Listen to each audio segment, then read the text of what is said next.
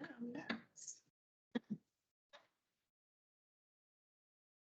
morning.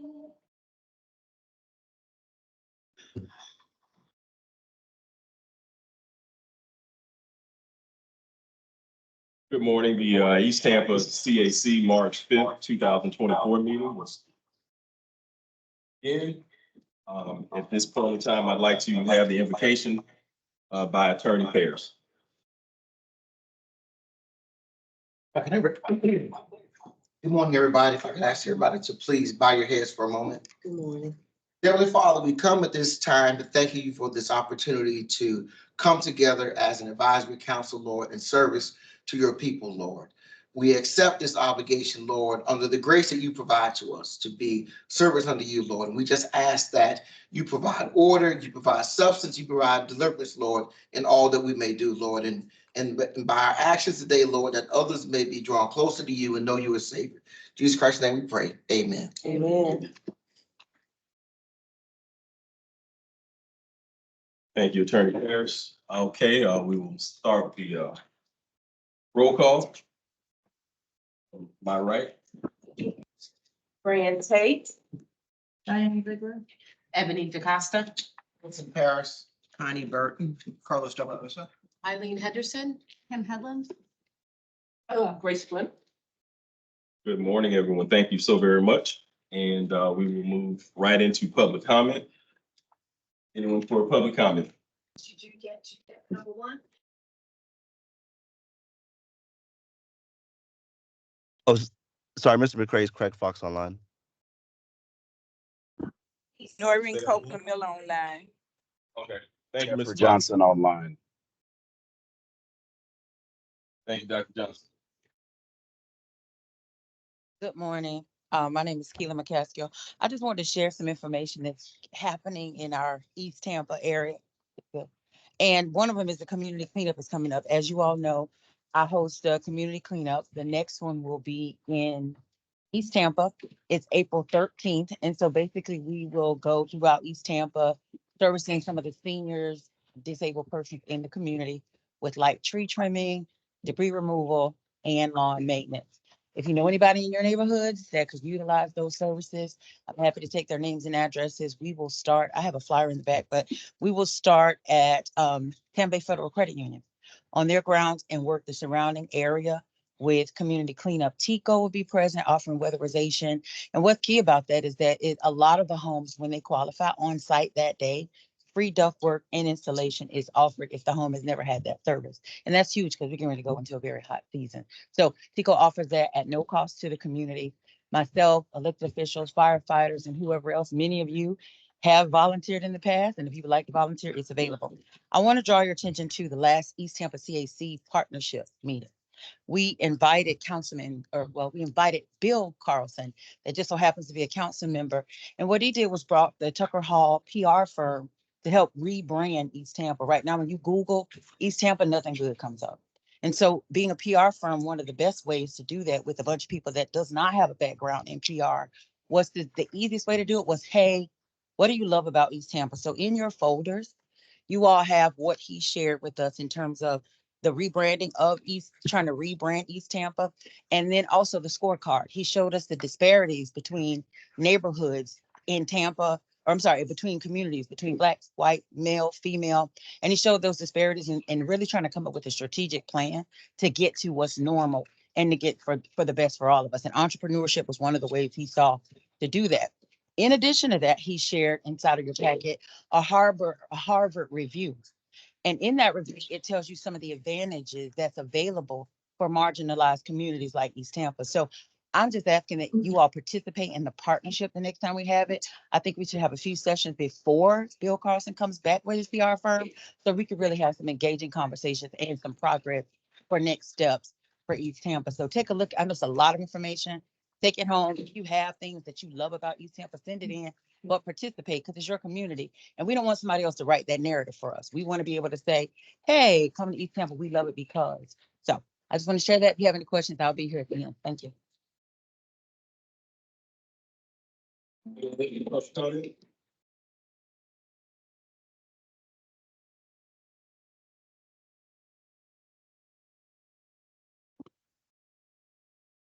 Good morning, Allison Hewitt, resident and business owner from East Tampa. On the agenda, there are a couple of items that I am looking forward to what the discussion and the presentation will be. But the two areas that are of special concern to me is one, the East Tampa land assemblage. As you have probably seen in the newspaper and seen in the news, Tampa is becoming very hot for corporations to buy up property.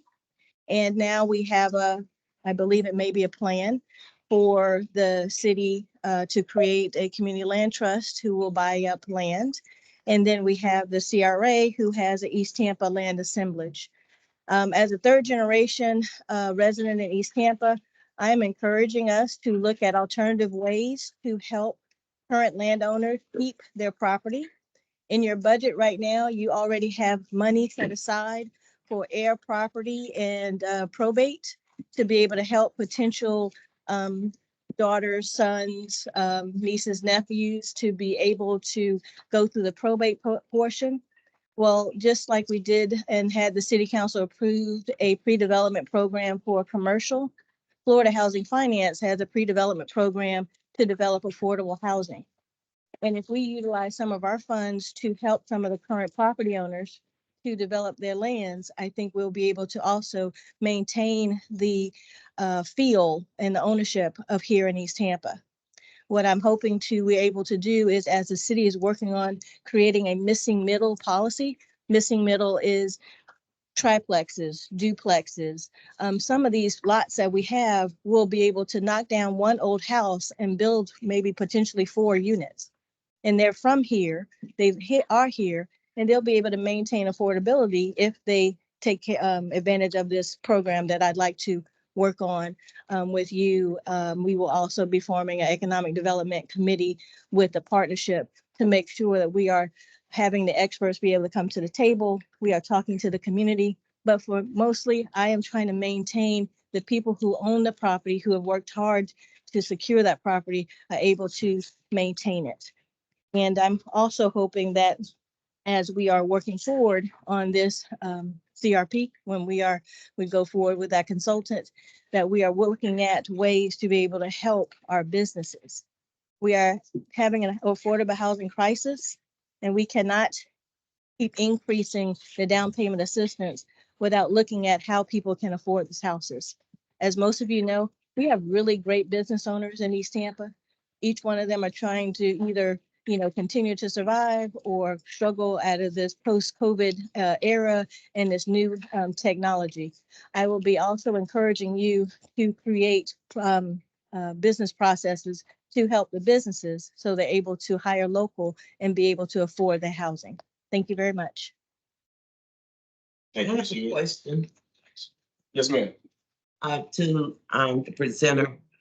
When you talked about the comments about assisting heir members to maintain their property, is that being done in a workshop?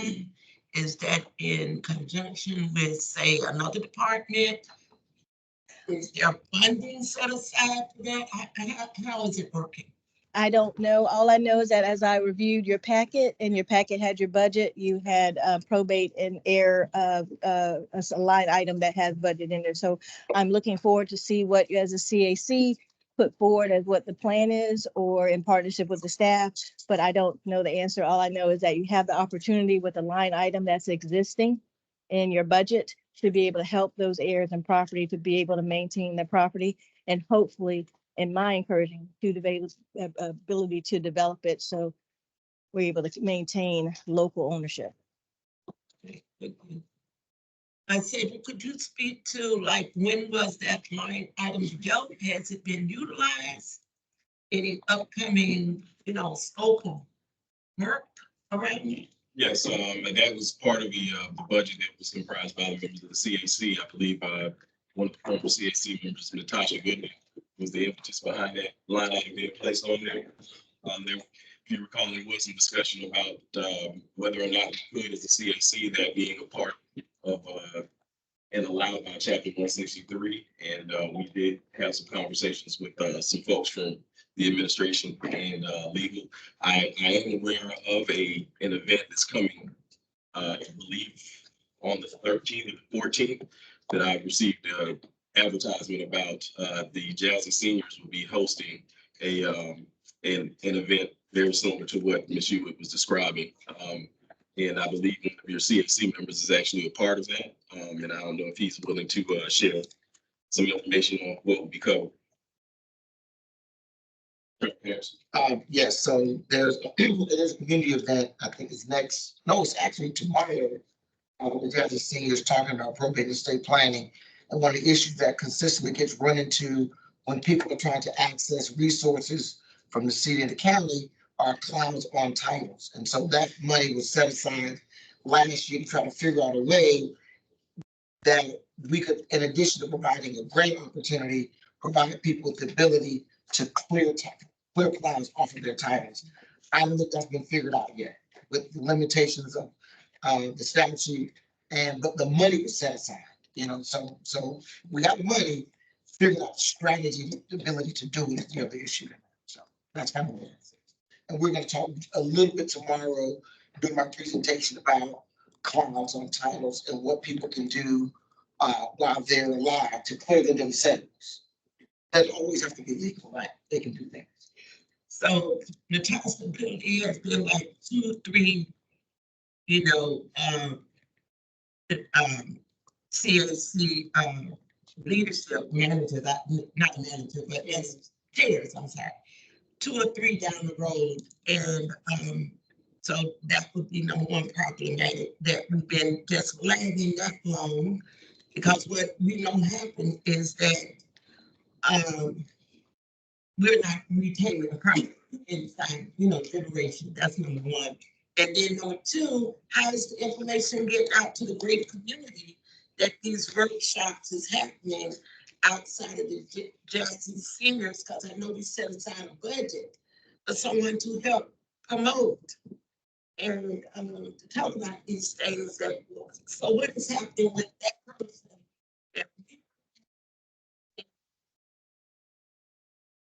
Ideas and activities that's happening. One point more. Separate procedurally, if for all of our edification, I believe that we're still in public comment. This should probably be an agenda item that we need to add. So if you can procedurally explain to us how we proceed with public comment. So, if you would like, Ms. Burton, I would suggest you put that on the agenda for new business at the end of the agenda, and then we will report back at the following CAC meeting. Okay, well, let me just say this, when I asked that next question, Yes, if it was a problem, I wish I would have heard it again. yes, So people that understand or whatever they're trying to dictate some decorum, since they're here, I don't appreciate it. Okay, we had a couple of other CAC members into the room. If you could acknowledge yourself, it's so for the record. Cynthia Donnell. Noreen Miller.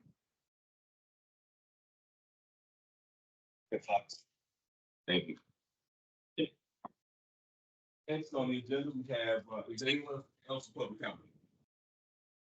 Next on the agenda, we have the election of the East Campus PhD chair.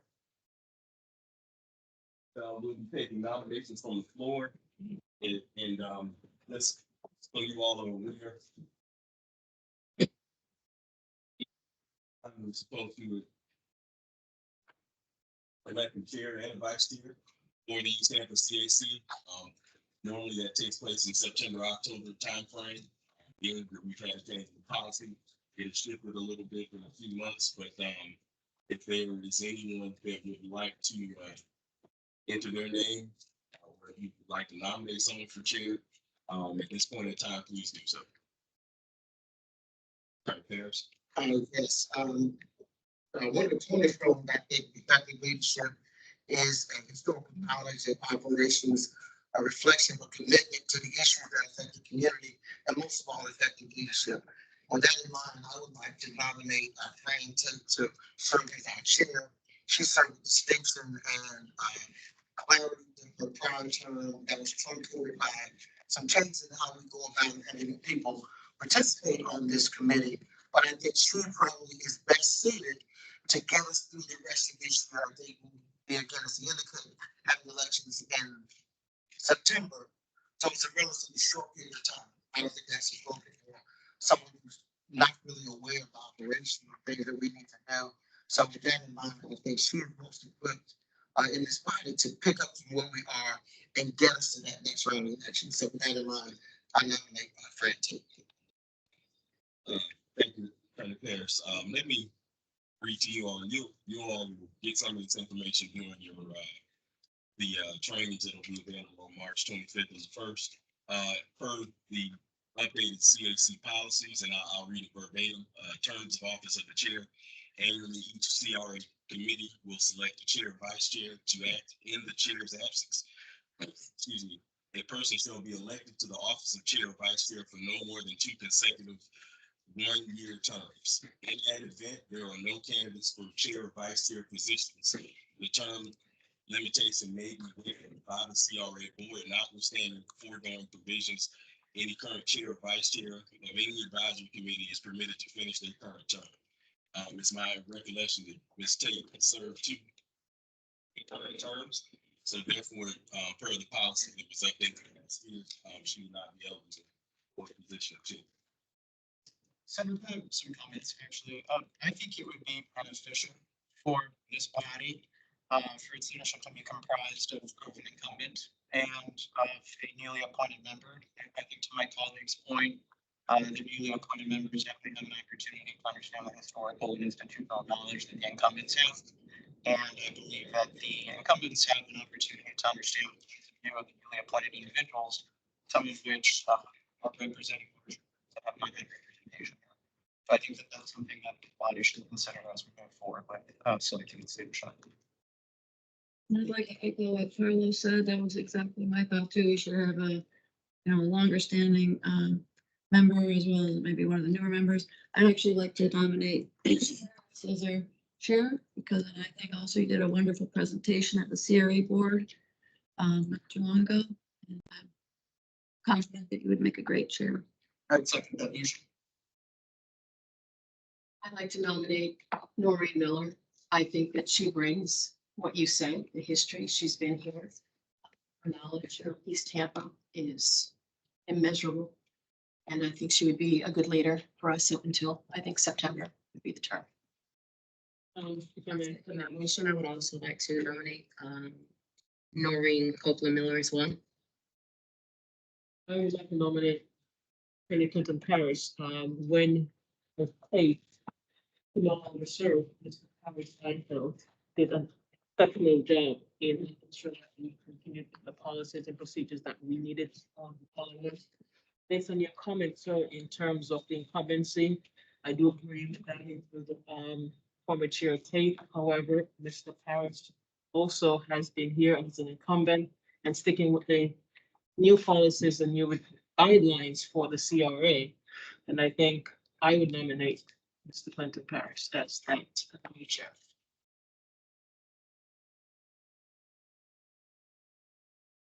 Thank you, accept his nomination. Yeah, simply nomination, but Yes, sir. it sounds to me like I was eligible because I served as vice chair. Is that correct? No, it just the term chair. I accept the nomination. And Ms. Copeland Miller, I know you're on virtually. Not here physically. Do you also accept the nomination? Yes, I accept the nomination. Are you able to hear me?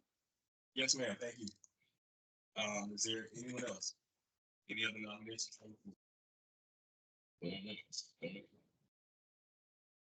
Okay, so we'll close nominations for position of chair. At this time, we'll just go ahead and do a roll call for the folks that are here in the room. And we can start to my right. Excuse me, Mr. McCray, sir. Have we ever done roll call? We've done private ballots. And then last time we had election, Vanessa counted that tally. Yes, sir. Back to us. Are you changing that? Is it? There is nothing in the current policy that states that we've done that. We have done that. I just call president. Yes, sir. for the purpose of expediency. Okay. And, you know, I'd like to go ahead and we just do a roll call. Sure. My vote goes for Attorney Clayton Paris.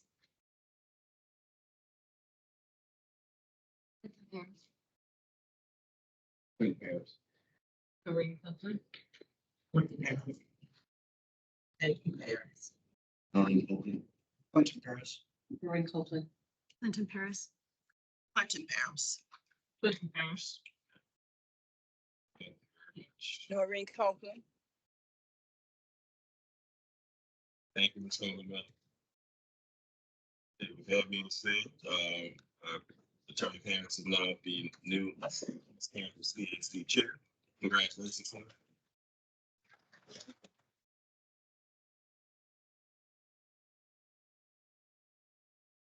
Nomination for the position of vice chair. We'll go in the same format. So here are the nominations from members of the CAC for the term position of vice chair. Good morning, Cynthia Donnell. I nominate Craig Fox. I believe when he was here previously, he presented with the FDOT. Excellent presentation. He's focused on the matters in the community, and I think he would be an excellent vice chair. I support the nomination of Craig Fox. Mr. Fox, do you accept? It sounds like you have a second. Yes. Anyone else? I nominate Darnell, vice chair. I'd like to nominate Carlos as vice chair, just as a new voice that we spoke about.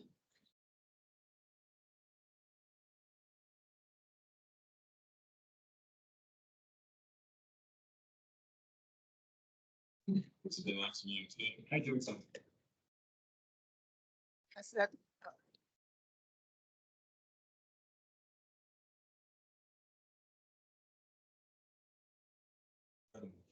I'm not sure. I'm not sure if Nicole was trying to say something. I nominate Eileen Henderson for vice chair. Anderson, do you accept?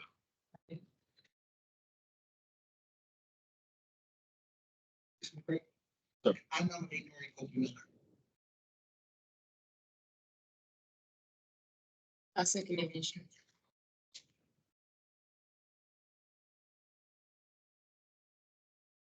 You have a nomination for the position of vice chair.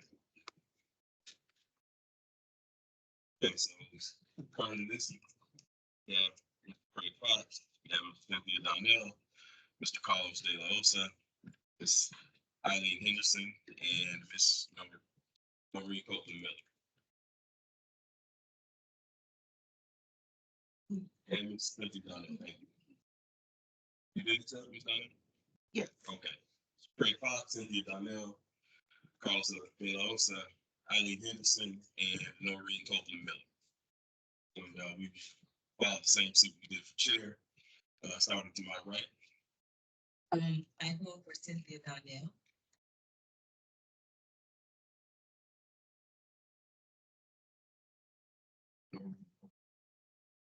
Noreen Copeland for. Noreen Copeland. Craig Fox.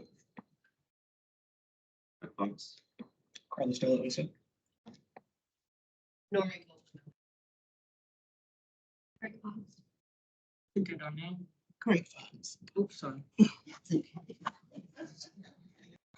Hold on, I was getting my talents down for you. Craig Fox. Okay.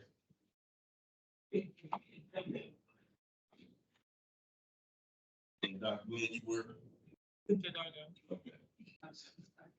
So at this time, we have. Eileen Henderson. So at this time, thank you, Ms. Copeland Miller. At this time, we have a tie. We have Noreen Copeland Miller with 4 votes, and we have Mr. Craig Fox with 4 votes.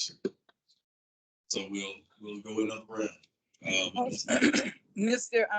Excuse me, sir, I didn't hear. Yes.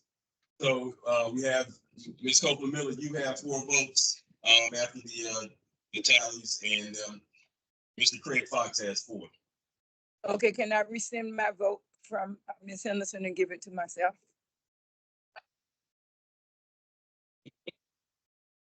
I can't hear you. We're gonna go another round with Copeland Miller. So we'll move forward with the speech. If I may, Yes. in lieu of the fact that she can rarely hear, Mhm. I think that we should have given her the opportunity to hear all the votes first. Right. So I think when she realized that it was times, she couldn't hear. Okay. Exactly. So I just, it's just my opinion. And I think it's, you know, it's not fair that she can barely hear. So, even if she withdrew the vote, we still would have a tie. It would be 5-4. We have. If you want her vote from Eileen to Phil. She has 5. Okay. Fred would have 4. Yeah. So, for the purpose of being as clean as possible, I'd like to go ahead and just vote again. Ms. Copeland Miller, are you comfortable with that? No, I think that we need to go with whatever the CAC member made the recommendation, in all due respect. Say that again, Ms. Copeland Miller. I think with what the CAC members recommend, after hearing Ms. Henderson, because as you very well know, I'm out of the country. And I put Yes, forth ma'am. a lot of effort to be on this call, paying Yeah, additional I money, and I respect could not You need hear. If I was been able to hear, I would have said Noreen Copeland Miller, but I couldn't hear all of the votes. From a So I position, would like for you to consider that. we proceed with that. I do believe that you stated that no more votes, or how would you? You mean? Yeah, The nomination before. the situation that we're in, how do we handle that from a perspective of everything? We would go move forward with the second round of voting. Yes. Yes. And so at this point in time, we have, Mr. Craig Fox before, we have Ms. Noreen Copeland Miller. And I'll start again to my right. My vote goes for Mr. Craig Fox. Craig Fox, Noreen Copeland Noreen Copeland Miller, Noreen Copeland Miller. Craig Fox. Miller. Craig Fox. Noreen Copeland Miller, Craig Fox, Craig Fox. Craig Fox. Noreen Copeland Miller. And, with that tally, Mr. Craig Fox has become vice chair for the East Tampa CAC.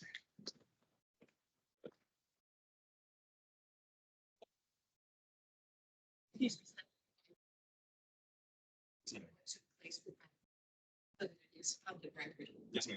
Thank you. And, with that being said, Attorney Paris. Congratulations, you will, take over as chair, and the next item on the agenda is the approval of the February 26, 2024 minutes. Members of the CAC, in your package, you have the minutes from the month of October, November, December, and February. As you know, with the change, we didn't have a full form. It was brought to my attention, weekend, there was, one item, in the October minutes that, may be brought up, by Dr. John, because he didn't want me to go ahead and turn and, we'll be addressing that, so it's, yeah, whatever the pleasure of the CNC is from this point in time, as it relates to the minutes. Thank you. Thank you. Thank you.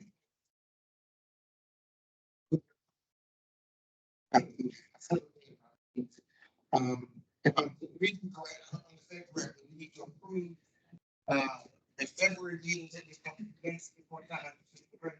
We need to approve the minutes. Yes. Yes.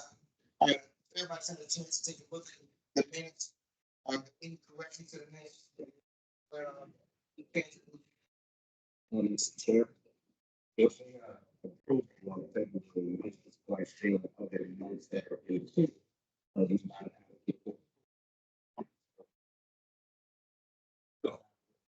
For October. So thing not been inspected for the previous months as well. Thank you. Is there a motion? No. Yeah.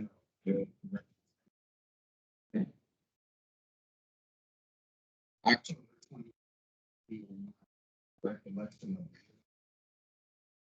there was, even though there were only 6 CAC members, there was a group that was brought before us for approval. There was one abstaining and one no, but carried with 4 votes out for Mr. Salinas House. In the minutes, it indicates that the motion did not pass, but it did pass. It has been tabled. I don't understand that because nothing can be brought for the board for a vote if it would not go through, if there were not enough CAC members for that to pass. Since that and several other things, we have several things that we voted on, not just Salinas House. All of those things should be rescinded and not just Salinas House. In my understanding, that was tabled, so all of those items should be tabled as well. Has the Bobcat been purchased? No. Well, that's my opinion. Just the most needs.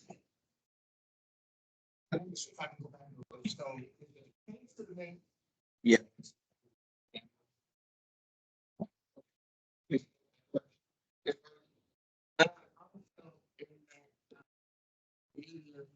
I don't know.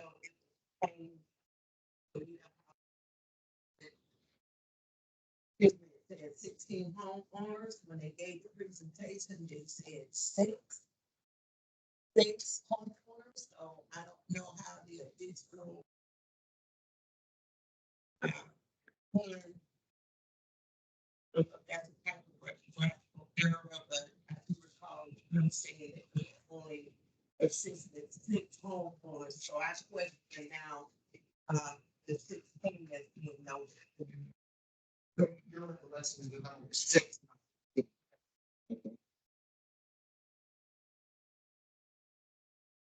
Any other corrections?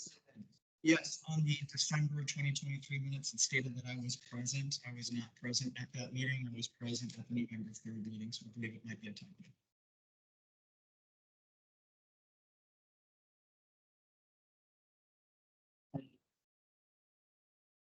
Any other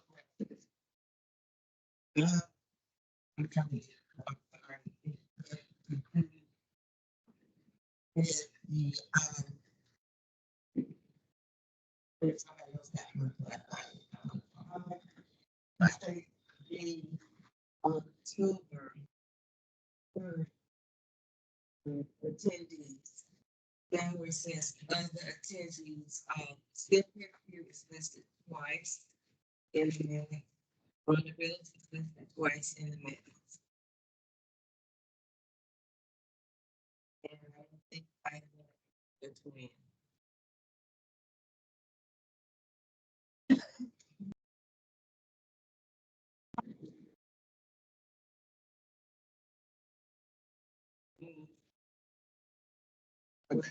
One set of the names.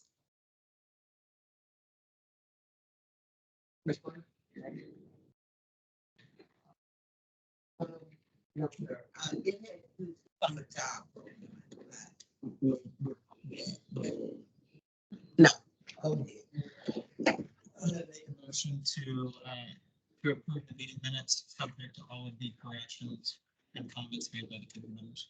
I second the motion. Brington. You heard the motion. Is it any other? There's none. The rest of the questions. By voting aye. Aye. Opposed have the same right, signify by voting no. All right, motion passes. Excellent. All right. With that, let's move on to the next item on our agenda. I can find my spot again. And that is community updates. And we have the Tampa Police Department with Detective Washington. Morgan. My name is Andrew Washington. I'm a detective with Tampa Police Department out of District 3, applying to the East Tampa residents.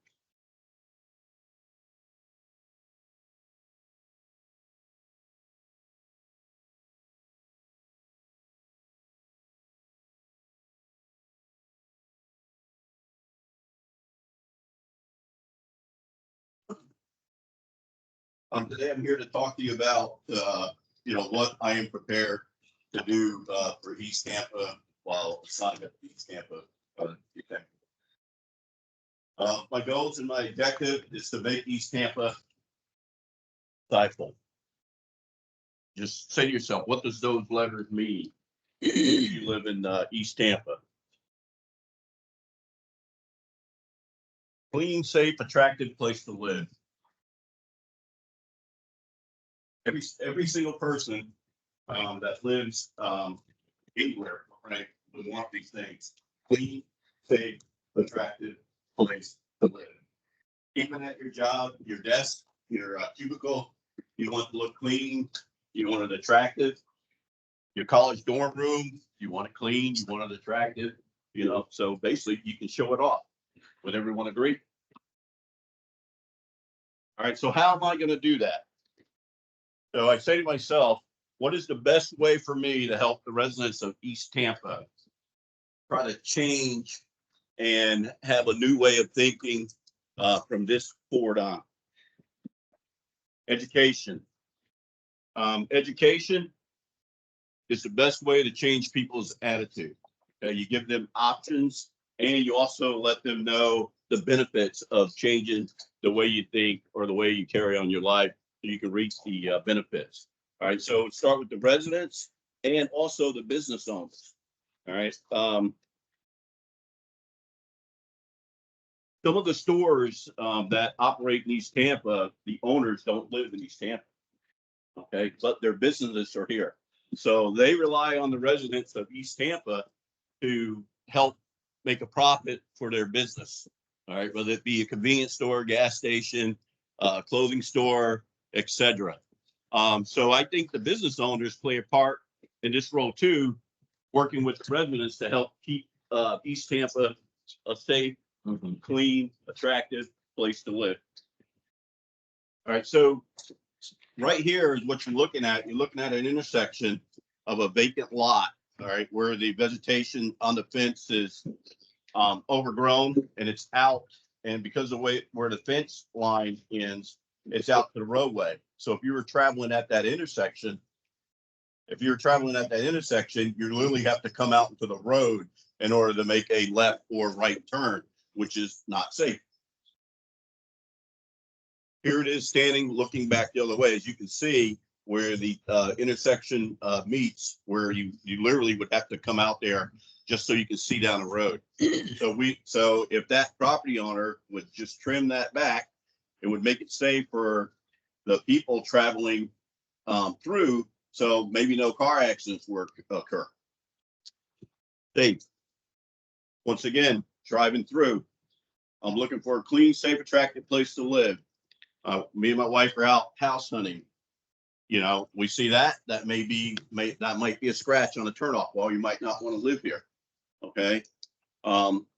Obviously this person needs to do something with this vehicle. Cars parked side the road. This person's here, their vehicle, they got into an accident. They had the tow truck park it there. But if you see, there's like a blue tarp above the car door window. The gentleman lives there. So that's like 4 houses down from where he lives. The car's not in front of his house. It's in front of the neighbor's house. So, why can't he put that in his driveway or find another place to park it? So we red tag it. Red tag it means come back a couple of days. It's still there. It's towed. Now, if that vehicle was actually in the street, I would tow it right then and there. Once again, attractive. Right here, education. As you can see, the people in that vehicle, they're backing out as I'm coming through. I talked to them, and basically what happened, sanitation came by that morning to pick this up, but unfortunately they set the garbage out the night before, and the homeless people went through it. So just if they possibly could have waited until early in that AM to set it out before the garbage truck came through, we wouldn't have that. But I helped them, clean it up, and we got sanitation to come back out and grab it. Once again, illegal dumping. Please report illegal dumping. And the way to report it is to call the police department. Don't call the neighborhood association president 2 days later, because that really does us no good. We'll know it's there if we haven't, if the truck hasn't already picked it up, but just the timeline on catching these people who are dumping stuff. Also, now we're going to talk about the business. You see, I don't want to embarrass a store owner or nothing like that, so I blocked it out. But if you can see the fence is connected. That's their property. The fence is run down. It's not repaired. It's got vegetation growing all over it. Also, the businesses that sell food, as you can see to my right, that pal right there. Is anybody having a deal with that pal and white stuff is?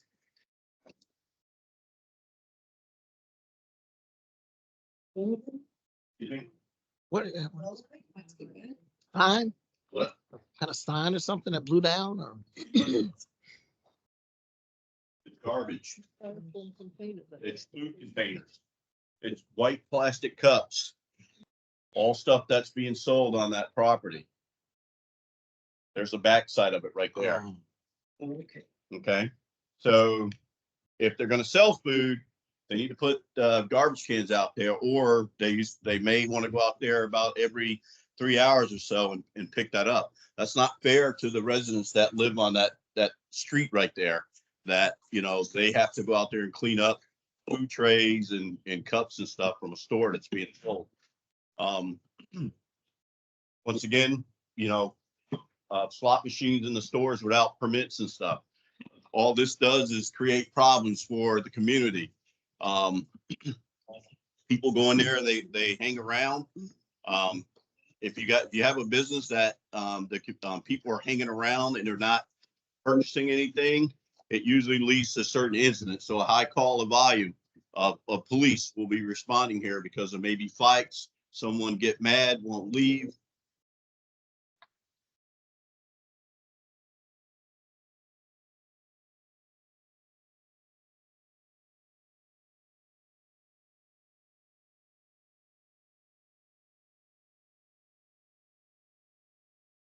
Keep going. I think it's slide 17. I think it is.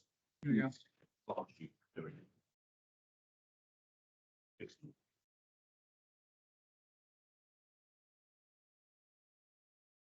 Good. Okay. So like I said, so if you go into stores and you see stuff like this, please call us. Okay, please call us. All right, because you're supposed to have a special permit to have that. Now what TPD, what I am prepared to do and what I've already started, recurring location checks daily until further notice. So what that means is, let's take an area. Let's say the 900 block of 28th Avenue. Okay, and let's say the 2900 block of like 17th Street. All right, so where we always have these large groups of stuff hanging out, blocking traffic, or maybe we got prostitution going on. Maybe it's a location for dope dealers to meet up with their customers and stuff. So those addresses, so what I have is recurring property checks. So anytime throughout the day, a unit can be dispatched there. All right, and when they get there, they have to do certain things. Number one, if people are there, you know, address it. If they can arrest, make an arrest. If they can educate and release, educate and release. All right. The other thing is ticketing, towing vehicles unlawfully parked. Now here's where you have to use like your judgment. So if Mr. Harris has parked his car in front of his house because he's pressure washing his driveway or resealed his driveway, and you can't drive on you can't park in the driveway for about 24 hours. All right, so his vehicle will be parked in front of his house, but it won't be just in the roadway, like taking up a full lane. So you have to do discretion like that. But so if we did come on a vehicle, if someone parked the vehicle and just left it in the roadway and then walked off a couple blocks to do whatever, come across that vehicle, we're gonna ticket and we're gonna tow it. It's blocking a highway. You're not supposed to do that. But if it's parked on the sidewalk and vehicles can get through safely, we'll red tag it. So there's a difference in just towing a vehicle because it's legally parked and towing a vehicle because it's actually blocking the highway. All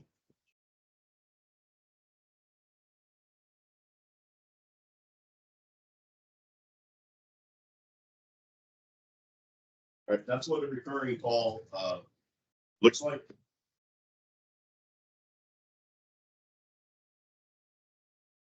See, it comes up, date, time, etc. It has an address on it, and then it says officer must clear remarks, not call remarks, check for larceny, alcohol, 39 dope dealing, and other violations. And then that was I just pulled a ticket that was hanging out there, so I just flagged it out. And let's just say if there was a dead end street connected to that, it would say check the dead end street. Or if it was an abandoned house, it would say check the abandoned house would actually have the address on there. If it was a alleyway connected to that address, it would say also patrol the alleyway. So each call has different remarks of what the officers have to do. And then when the officers go and clear, they have to put what they did. Okay. And so, and that way we'll know. So say if that call just came out and then officers went there and there was a bunch of people there and they didn't do anything.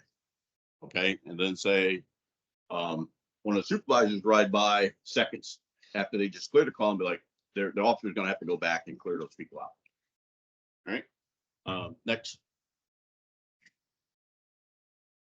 All right. So what I need from the residents, all right, stay consistent calling Tampa Police Department.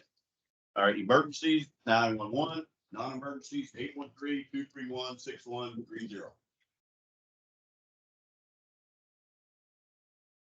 Next.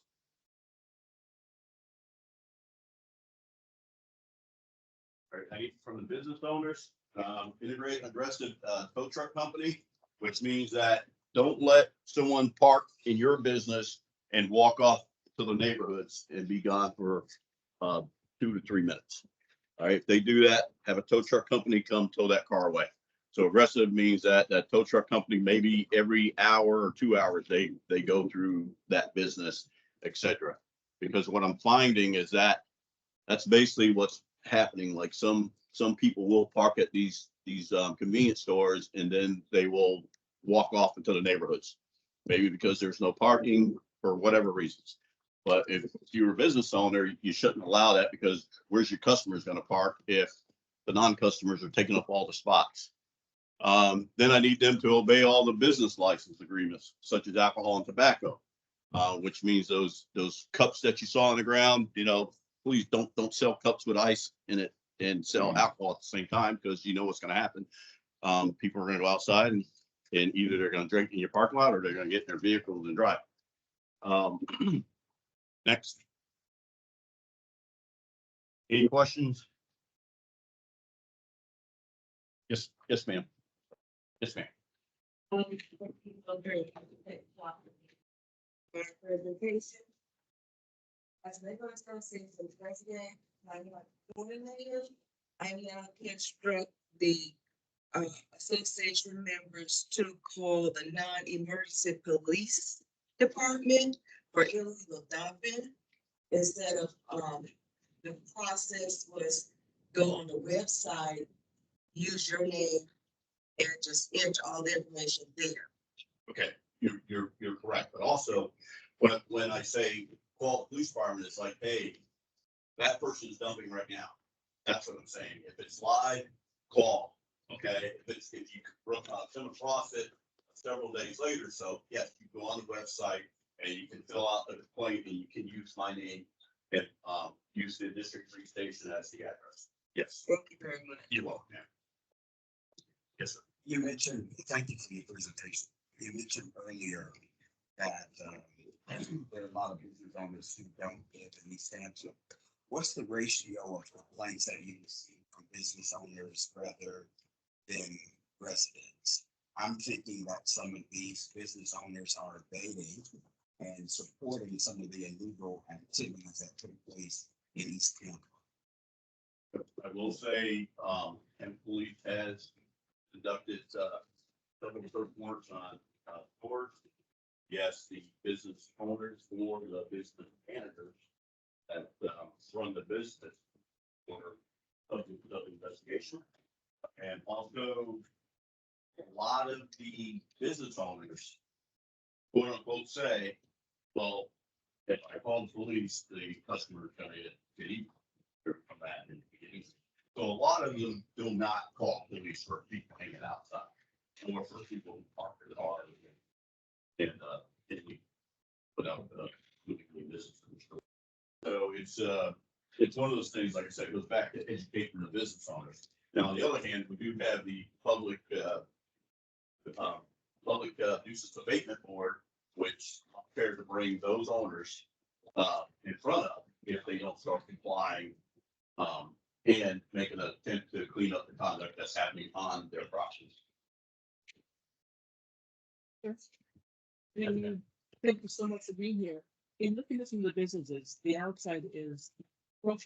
It's filthy. The different things need to be cleaned up. Yes. It's not just the trash. It's actually the facility. You talk about a traffic, right? So you drive down the street. So how do we hold those business owners accountable? And what are you putting in place in terms of a fine or something that they should clean up their place? Because if I own it, I need to go out and pick up trash. I do that. Absolutely. So that's where code comes in. We cite trash and we'll go inside the store and we'll try to, if there's any other code violations, we'll try to sign for that and just stay on it. And then once again, it goes back to that public nuisance abatement board. If they don't have to train their conduct, you can always try to get them in front of the board. And without any police incidents occurring on the property, so I'd have to go out and build a case. Like there's 3 businesses right now that we have in East Tampa that are under public nuisance.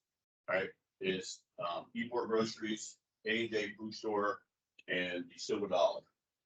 All right, that's as of today. So those stores they are bound by certain regulations that the board put on them. All right, where they have to keep their property stuff. All right, I thank everybody for their time, and I hope everybody has I have one real quick comment. We purchased a couple years ago some signage. And on a recent trip I had to San Francisco, coming out the airport, there was a sign that said, lock your car. You got to the curb, there was a sign that said, lock your car. As you went along the interstate, more signage telling you, keep your car locked, keep things out of your car. But by the time I finished watching all those signs, you know what I did my whole trip? My car stayed locked and I kept my stuff put away. Is there a way that we can incorporate usage of our signage that we have already, that we can put creative messages on and move those around our community to assist with the education so that everybody doesn't have to get one of your presentations? Yes. If you could come back and report to us on that, how that could be incorporated, I'd appreciate it. Ms. Burton? Yeah, I want to kind of like add, thank you for your presentation. We had approved money for infrastructure for neighborhoods association to be able to utilize dollars. And we had talked about signage, maybe plants, maybe this, that. Could some of that money be utilized to help, not the business, because I know the business has facade money that we approved as well, right? Right. And then we said neighborhood associations had a pocket of money that they can utilize to help improve neighborhoods. So I'm just thinking, you know, like along with this, what Ms. McCaskill is doing, like if we was able to utilize some of those dollars for the beautification of neighborhoods, is that possible?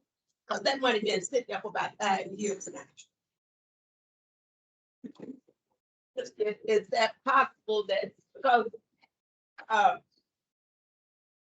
that Stephen Hammer approach has not worked.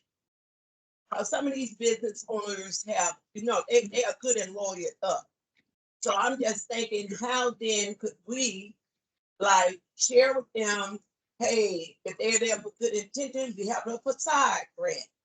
Then for the people inside of the neighborhoods, they got, say, neighborhood associations, that they be so inclined to accept those grant fundings, to help improve the neighborhood. Is that possible? It's possible, and actually it's very timely because we're gonna be, the next presentation we hear, will be revolving around the, and we've, been on pause for a time, so, like to transition into, But you haven't really answered to me, how then do we get information? Like, I believe it's like $80,000 out that we have said neighborhood associations could get up to $10,000 each, remember? And they could do things to improve the entryway, go inside the community and plant. Is that still available to the community? there are funds that you all had set aside for, I guess it was considered gateways that we have carried over from,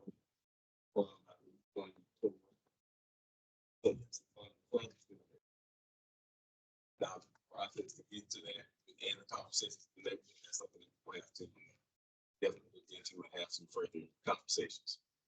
Are you wanting to do that on the new businesses? Discuss that. I'm raising everything I can think of as I get up to business out. I'm hoping other members of the community here, this board would want to engage as well. Yes, ma'am. Thank you. Councilman Perez, I look at the budget that was attached to our packet, the neighborhood infrastructure improvement of there is approximately $9,400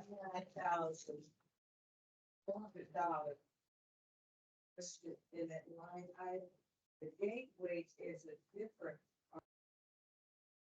value. That's totally different. Gateway is is a 600,000. It's two separate money that can be utilized. It's time I'd like to maybe one or two faces that are familiar to you on your agenda to relates to the CRA commercial grants portfolio recommendations, and I will yield to Mr. Ross. My name is Vanessa Ross, and I am standing here instead of our leader, Ms. Deidre. He had a death in the family, so he's unable to attend this meeting this morning. But the new very grants team on this day. So I have Ms. Andrea Rothhaven and Ms. Also on our team is Brett Burks. So we are the CRA grants, commercial grants team. We're here today to provide an update on the grants audit and the proposed changes to our current portfolio. This presentation will information and we have questions until the end.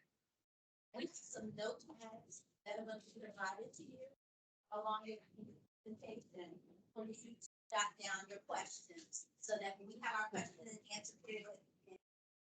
The notepads following the presentation and your questions and your feedback. Part of our first round of grant performance evaluation.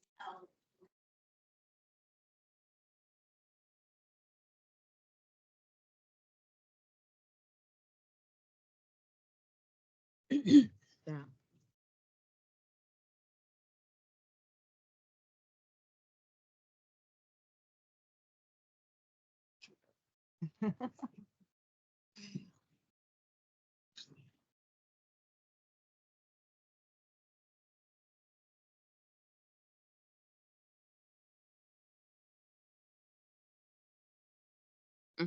Okay.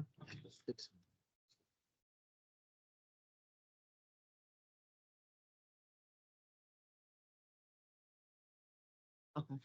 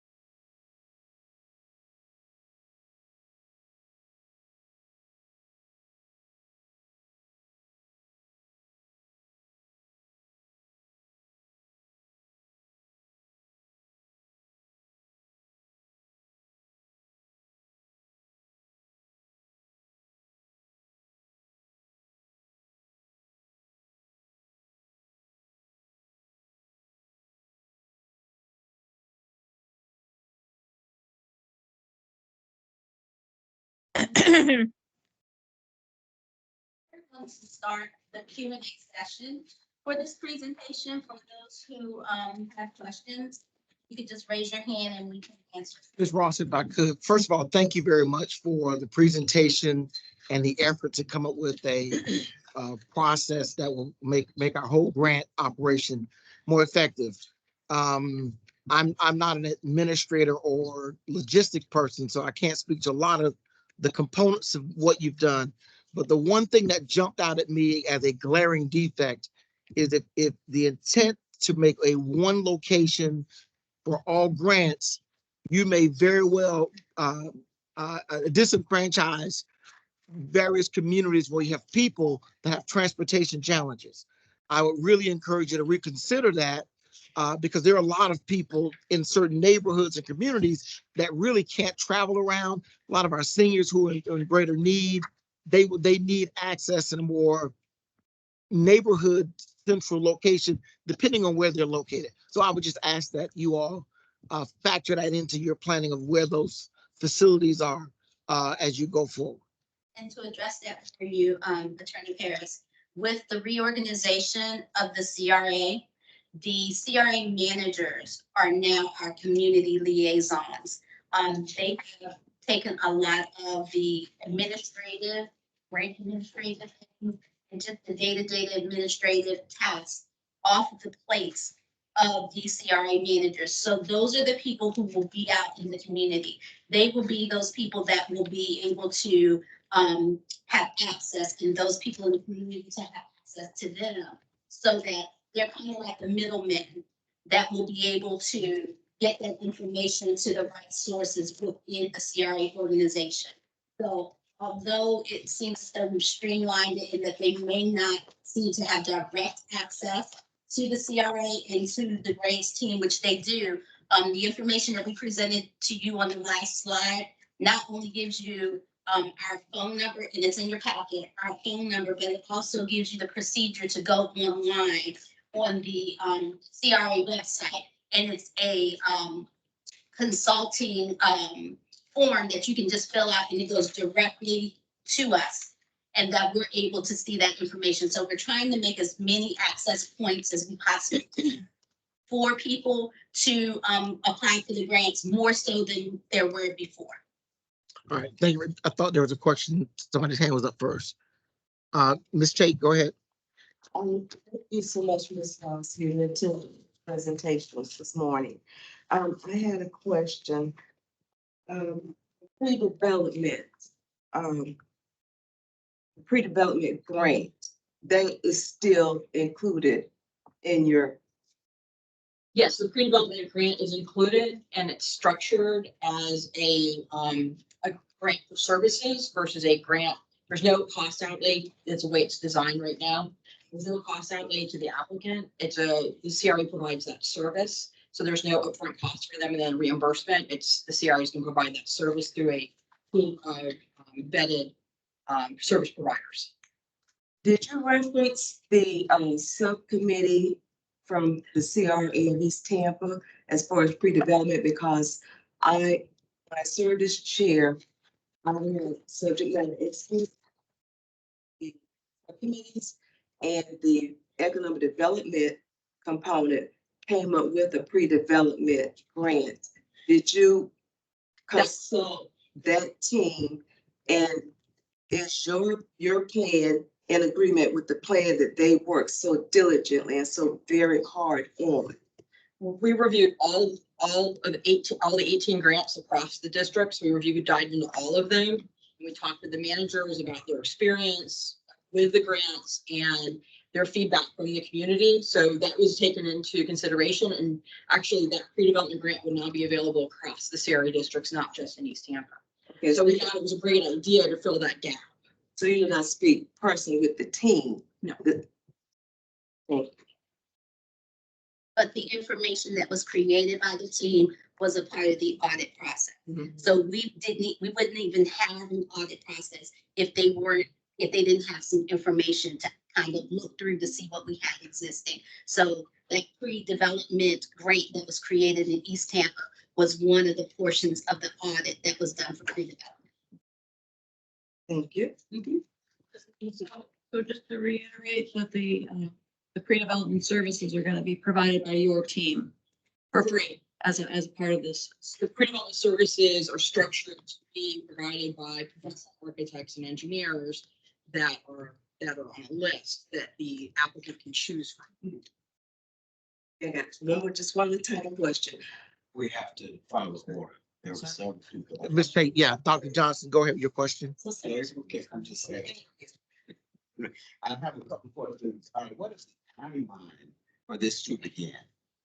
So the actual grant process documents are in the book right now for review. And they will be presented to the hearing board on March 21st. So that kind of communication moving forward. Hopefully, get the feedback from them, case timeline, but all of that on March 21st at this hearing board. And then a part of your team, how is the process of approval for the grants indicated? What's the scoring system and the metrics that will be used for grantees to receive the grant? There's a defined scoring to the grants system. I don't have that information to share with you because it has to finish going through legal review, but that will be available at the material that's presented to the board on the 20th. I think to make sure it's not biased, and I'm not saying that there will be any propriety of bias in this, I think that somebody from this committee should be a part of that ranking and scoring as persons to review, because these dollars are coming from the budget from this CAC, and so someone should be working with you to look at those grants as they go forward. Thank you, Dr. Johnson. Dr. Glenn, go ahead. Going back to matching funds, well, can in-kind be also utilized as part of matching funds? Because sometimes a person might not have the dollar to show for the matching funds, but they might have in-kind. In-kind is like somebody's going to help them, whether they're having technical advantage or they're having some kind that is going to work for them. Can in-kind also be utilized for matching funds? I think in-kind is not are proposing legacy credits. The legacy credits word is that it's going to be based on the number of years.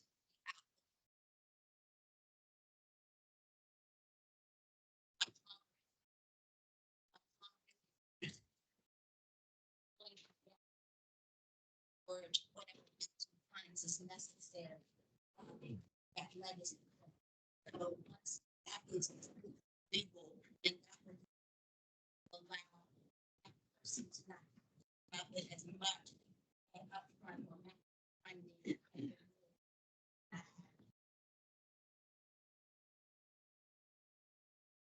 Legacy credit sounds good, but sometimes, if you live in the neighborhood, live in the community, and business here, you might know some folks on the other side, because I can work with them and I can get them some credits to come in and do. I can go into somebody's place and say, you know what, I have a team of folks. I might not have lived there long enough to get those legacy credits. I might get maybe like say 10 legacy credits, just for numbers sake. But then if I bring some folks in because I have a slew of folks behind me, and my people don't mind coming in their time, because Or I can even say, you know what, I'm putting somebody on my staff that's gonna help you do some of this work, and I'll cover that person's salary. Because I wanna see that we've cleaned this neighborhood up, or we've cleaned this business up. And if for them to use their own resources, it's going to cut into their calculation.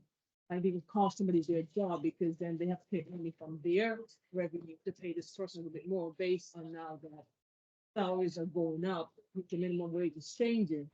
So is that something we can look at to see how we can maybe add in time to legacy? I mean, legacy is great. I think it's wonderful. We need to add maybe it's a little bit more because some folks might be able to get some things. Push it over the.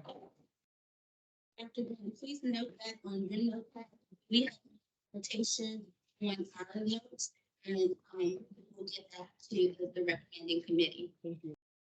Ms. Burton. So, if I understood correctly, you are saying that this has to go in front of the CMC board, I guess, Yeah, the right. council.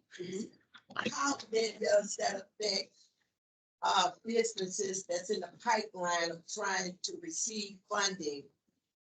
Will they be put on hold as it stands now? Because I know some people can wait almost 18 months for final approval. So what would is it a start over? Would you be able to help those that's already in the pipeline? That's my first question. And then the second one, I want to just make sure I'm understanding. When you say the challenges, you say they make up 20. What is the they? Who are the they? Is it the business owners? Is this document specifically just a sample? Okay, I'm going to answer your first question, Ms. Burton.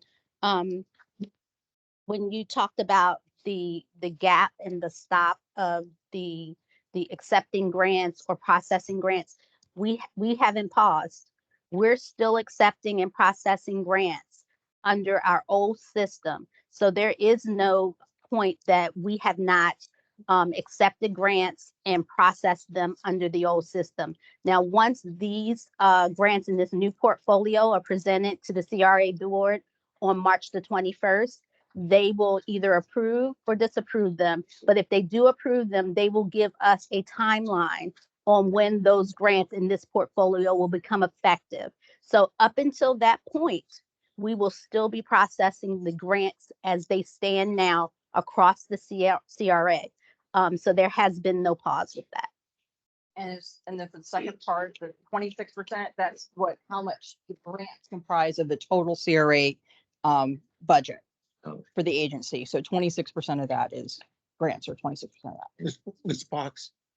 Thank you for the presentation on the legacy. It's a great idea. So thank you so much for adding that.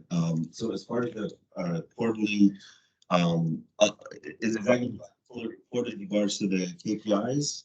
Is it going to be done to the CRA board, or have to be accessed like to see the status of? So as far as reporting, the reporting would be available to the CRA board, and then they would filter, they can come down through your managers to the CACs. Once reported, you'll present to the board. That's our intention, yes. And they will have that information because this information will be utilized on a yearly basis to help with our budgeting process. So before, we really did not have any benchmarks or any performance matrices in place to say, hey, this grant is doing well, we're going to keep it, or this grant is underutilized. So we will utilize that information that we gather throughout the year from the usage of those grants or the underutilization of those grants to make sure that at the time when we do our budget, those grants are covered. Ms. Tate. This is all great information. My question is for the 7.5 square miles of the East Tampa CRA. How do you all plan to get the word out? Do you plan to use newspaper, radio, social media? Because this is going to be very, very important to the East Tampa individuals that can take part of this. We don't want anybody to be left out. And to be honest, that is what's happening in some occasions of the grants and the applications, the whole process. We gotta get the word out. We need a PR team desperately, and I think we budgeted for one. I could be mistaken, some of you people, help me out. We need that PR team desperately to get the word out. What you all and the subcommittees have done has been really, really great, but it's of no use when the vast majority of people that really, really need it don't know anything about it. I can only tell the people in my neighborhood association, which is 35 homeowners. There's 35 families. I can get the word out like that. But that public relations person, we need that person to assist with all of this. So we're working with B Parks, who is the CRA communications manager, on a very robust, in-depth communications plan and strategy to be able to get the word out to the community, because we agree. We want to make sure everybody who can use these grants know about these grants and can avail themselves of these grants. So that strategy is being developed now. I can't tell you what it's going to entail, but we are working with B on doing that to make sure that we can reach out to everybody in the community. I thought we budgeted for a PR person. You all guys, help me out now. Yeah, Ms. Say, you're correct in that, but I don't think they're the people to address that. Correct. They're And just- and also understand that we are limited right now until it goes before the CRA board and they approve it. We can't release any information regarding the new commercial suite, regarding any of the changes that are proposed in this presentation. And as Andrea said, our communications person has a plan. So once we get the approval, we will go on with our plan to get this out and get the information communicated out to the public. Let's make this the last, Dr. Gordon, with your last question. Go My ahead. last question, is a statement, when the deliverables are put in place for these grants, I think we should make sure that something is in there that's going to hold the recipients of the grants accountable. And if they don't do what they're supposed to do with this deliverable, then there have to be some percentage of monies that's taken back from the month, whether they get reimbursed monthly, quarterly, or annually. When they're gonna get reimbursed, then of the not reimbursed, dispersed to them, if they have not held their hands up in terms of where this is, because they know that is something that must be in the document that you guys do. And that's one of the reasons why the suite is still with legal. They're going to make sure that all the i's are dotted and the t's are crossed to make sure that we are being good stewards for the money that we are being held responsible for. That's dollars, and I mean, I'm really trying to pay like so thank you guys. Thank y'all very much. All right, let's pick up our pace a little bit. Let's get moving forward to our next presentation. Next up, we have Ryan Smith from the City of Tampa Water Department. Got 5 minutes, my man. Let's see.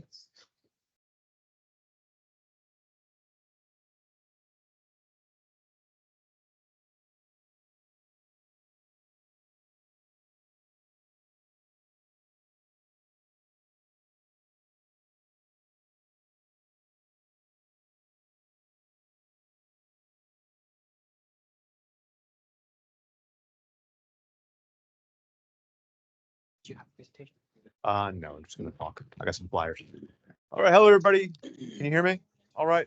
My name is Ryan Smith, the City of Tampa Water Department's Conservation and Efficiency Team.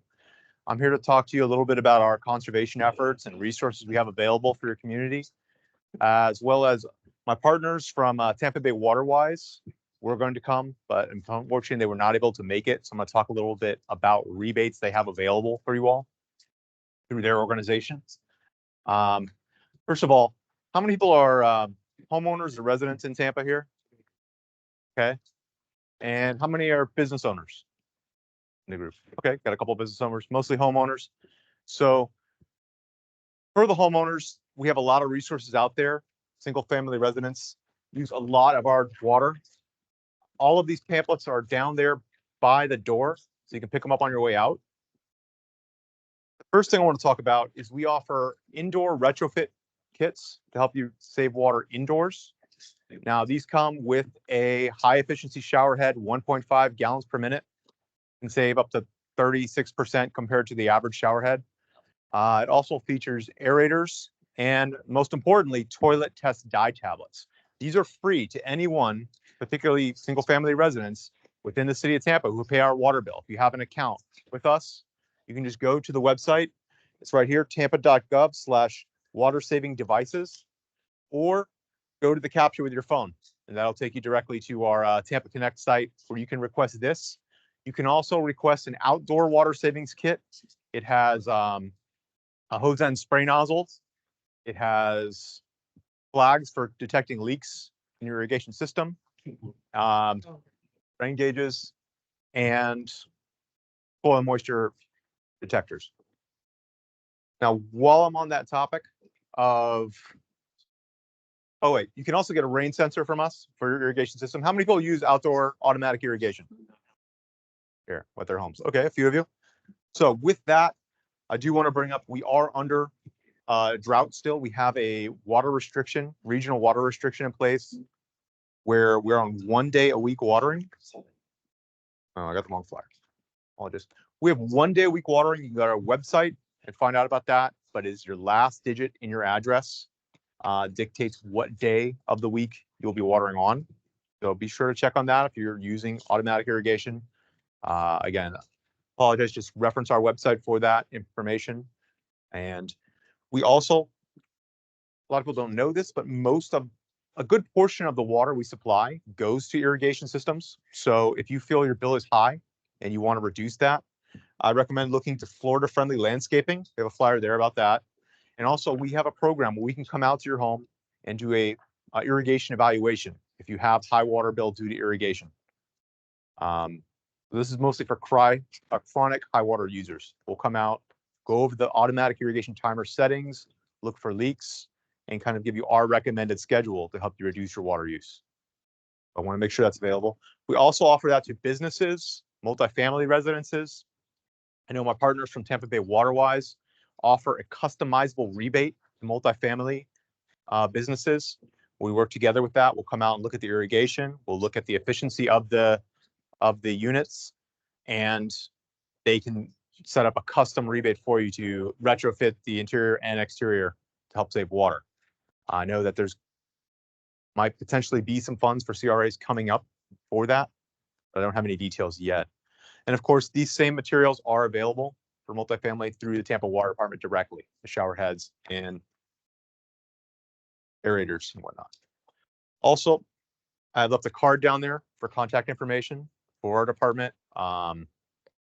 Different things, billing questions, the direct number for that, water related emergencies, and then the middle one, conservation efficiency, that's there along with my business card in case you have any questions for me after this talk. Also, last but not least, we have a toilet test flyer to teach you how to test your toilet for leaks. This is the #1 cause of indoor high water bills, is a leaking toilet. And a lot of people think, well, I don't hear it running, so it's not a problem, but it can definitely be a problem. If you don't hear it, we recommend people test their toilets once to twice per year, especially guest room toilets after someone's been in that area. This details how to do that. It's a very simple process. We can supply you with, particularly with business owners for multifamily, door hanger tags that have the instructions along with dye tablets. But you can do the same thing with just some food coloring at your home. Just put a couple drops in the back of the tank. Instructions are here, by the way. Wait about 15 minutes and then check the bowl to see if there's any dye color in there, and that would indicate a leaky flapper or valve. So definitely check this one out. And if you look on the back, it has some information about up to $100 rebate for toilets, again, from our partners at Tampa Bay Waterwise. And if you follow that website there, you can get information about that rebate specifically for a toilet, but also for the customizable rebate for multifamily homes, for smart irrigation controller rebates, and even rebates for shallow irrigation wells. So do you have any questions for me? Quickly. Yes. How do people find out about those programs? How do they get those items? And how are you all getting that message out? Getting that message out, we do a lot of public outreach, social media. We do webinars, interviews, coming to groups like this to talk to you all directly. And of course, our website, tampa.gov/savewater, will take you directly to our water conservation website. It has everything I've just talked about and more resources available there. So please visit that. So that would seem like a really good idea for the general population. East Tampa has a large number of people who are elderly. They're not as on social media and technology savvy.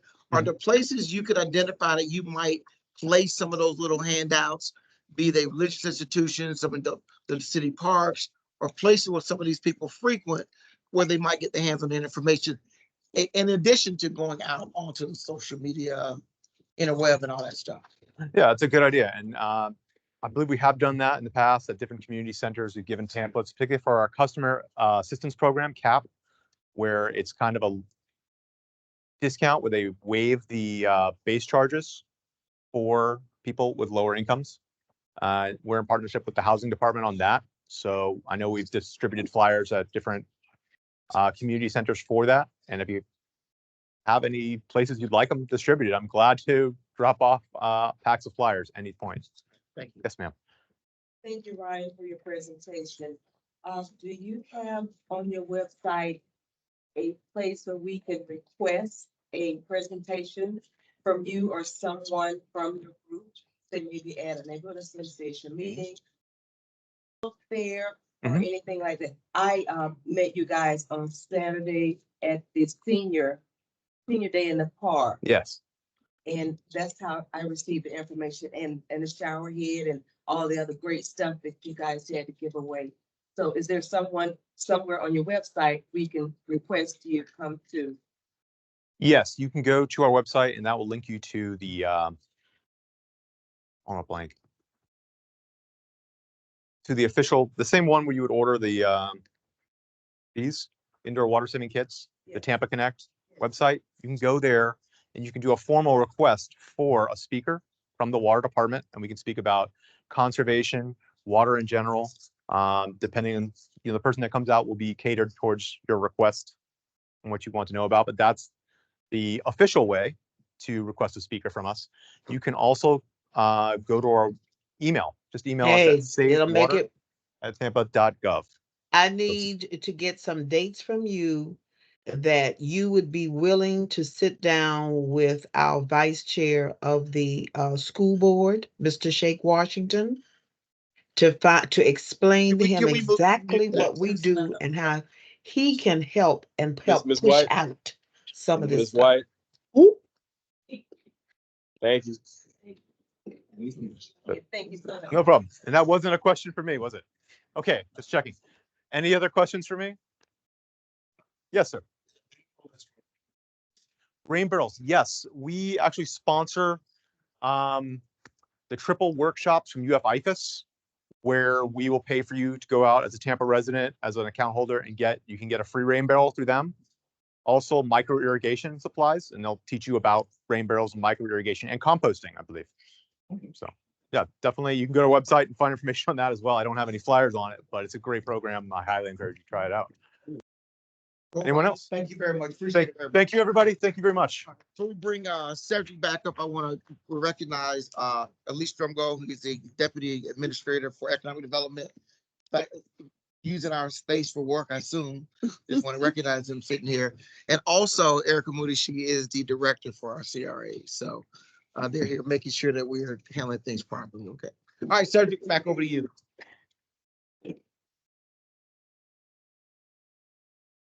Thank you, Chair Parrish. Good morning again, Cedric McCray, East Tampa CRA Manager. I will be providing a brief project update. Ms. Martinez is onboarding a new staff member this morning and could not be here. So I will give just a few bullets from her, and then we will roll right into the manager's report. What's that? I'm going to do this, but you can pull it up. First thing that Ms. Martinez wanted to highlight was 1102 East Curtis. The CAC requested information in the January meeting, and I believe Ms. Henderson actually asked some of the historical information.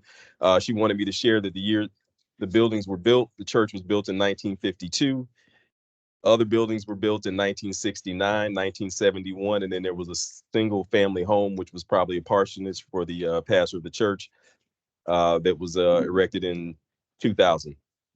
There is no historic status or designation on the site currently. Staff is working with city planning to schedule public meetings in April to discuss designs, concerns, and we'll report back to the CAC. We should have those dates coming out in the next couple of weeks. So we'll definitely keep you informed on that, and there'll probably be a direct email from me to you all, and we'll be partnering with the neighborhoods department as well to make sure we get the word out on that meeting or those meetings. Staff is working with the purchasing department on the bids. We did share last month about the lead-based paint and asbestos. And so we're continuing to work towards that goal. And we hopefully will have a selection by June of 2024. Planning and Natural Resources also walked the site to look at the trees and sees which ones could be taken out, and discuss preliminary conceptual designs and how we can mitigate, of course, whatever is removed as relates to trees will have to be replaced. Excuse me. And the CRA staff is working with legal to dispose of the furniture and pianos. And I believe she mentioned that last month. That was 1102 East Curtis. Any questions on that? Okay, thank you. Moving on to 3623 North 22nd Street Gator Building Project. Staff is working with purchasing to procure and design team that will work with the CAC to conduct community outreach meetings and implement recommendations. And environmental cleanup phase 1 resulted in a recommendation for phase 2 cleanup. Staff waiting on consultant to provide phase 2 cleanup proposal that will include existing underground tank. We did discover when we were out with the team, there is a tank of some type of piping from the building to the front side of the building facing 22nd. Apparently, when it was purchased in 2019, the first phase 1 or environmental testing survey did not pick that up, but it was discovered when we were out there a couple of months ago. So there'll be more to come on that. And then she also has Memorial Park Cemetery, but I'll be touching base on that on the manager report. Any questions? Ms. Burke. So I don't understand, it is the intention of, I don't want to say the staff, but the city to do a total demolition of the Gator building. No, ma'am. It's not. No, ma'am. Okay. No, ma'am. I just want to No, ma'am. No, ma'am. You beat us up. So no, we're not gonna demolish. The design build process, we will hire a consultant that will say, hey, almost like very similar to what in the strategic action plan that was created in 2022 by the consultants. And there's a rendering that you all, and a lot of that, he designed that based on the community input and feedback that he received, during that time span. So, that process will be very similar. But at this point in time, no, there is not a desire to demolish. I actually went in the building for the first time about 2 weeks ago for the environmental person to go in, and inside it looked very good. It was a lot better than I anticipated. So and the testing that came back for the lead-based paint and asbestos was all negative. So we just got that report back late last week, Thursday or Friday. All right. Any other questions? All right, I will move right into the East Tampa CRA manager report. Wanted to highlight a few things, and you all should have received an email, and it's also in your packet for the March 25th and April 1st CAC trainings. We're actively working to make sure that we can touch on a plethora of subjects, and it's in that condensed amount of time. We're looking at 4:30 to 7 p.m. There'll be a 30-minute time period just for folks who are rolling in. We know the folks are coming in from either picking up children or leaving work. So we'd encourage you to, if you have not already, please register so we can get an accurate count so that we can make sure that we have enough materials for everyone that will be in attendance. So either the March 25th or the March 1st date, and it will be at the Entrepreneur Collaborative Center on Palm Avenue. April 1st. March 25th and April 1st. Yes. As it relates to the CRP update, the agency Ferd, Wegman and Banks Architects was selected. And we should be hearing and scheduling a meeting with them at some point in the very near future. As that happens, when we speak internally with as a staff with the consultants that will be hired, then we'll schedule some community meetings. They may be attending a future CAC meeting, and that will be highlighted on the agenda so that you're aware that they will be here and have some initial discussions moving forward as we look forward to completing and updating our East Tampa Community Redevelopment Plan.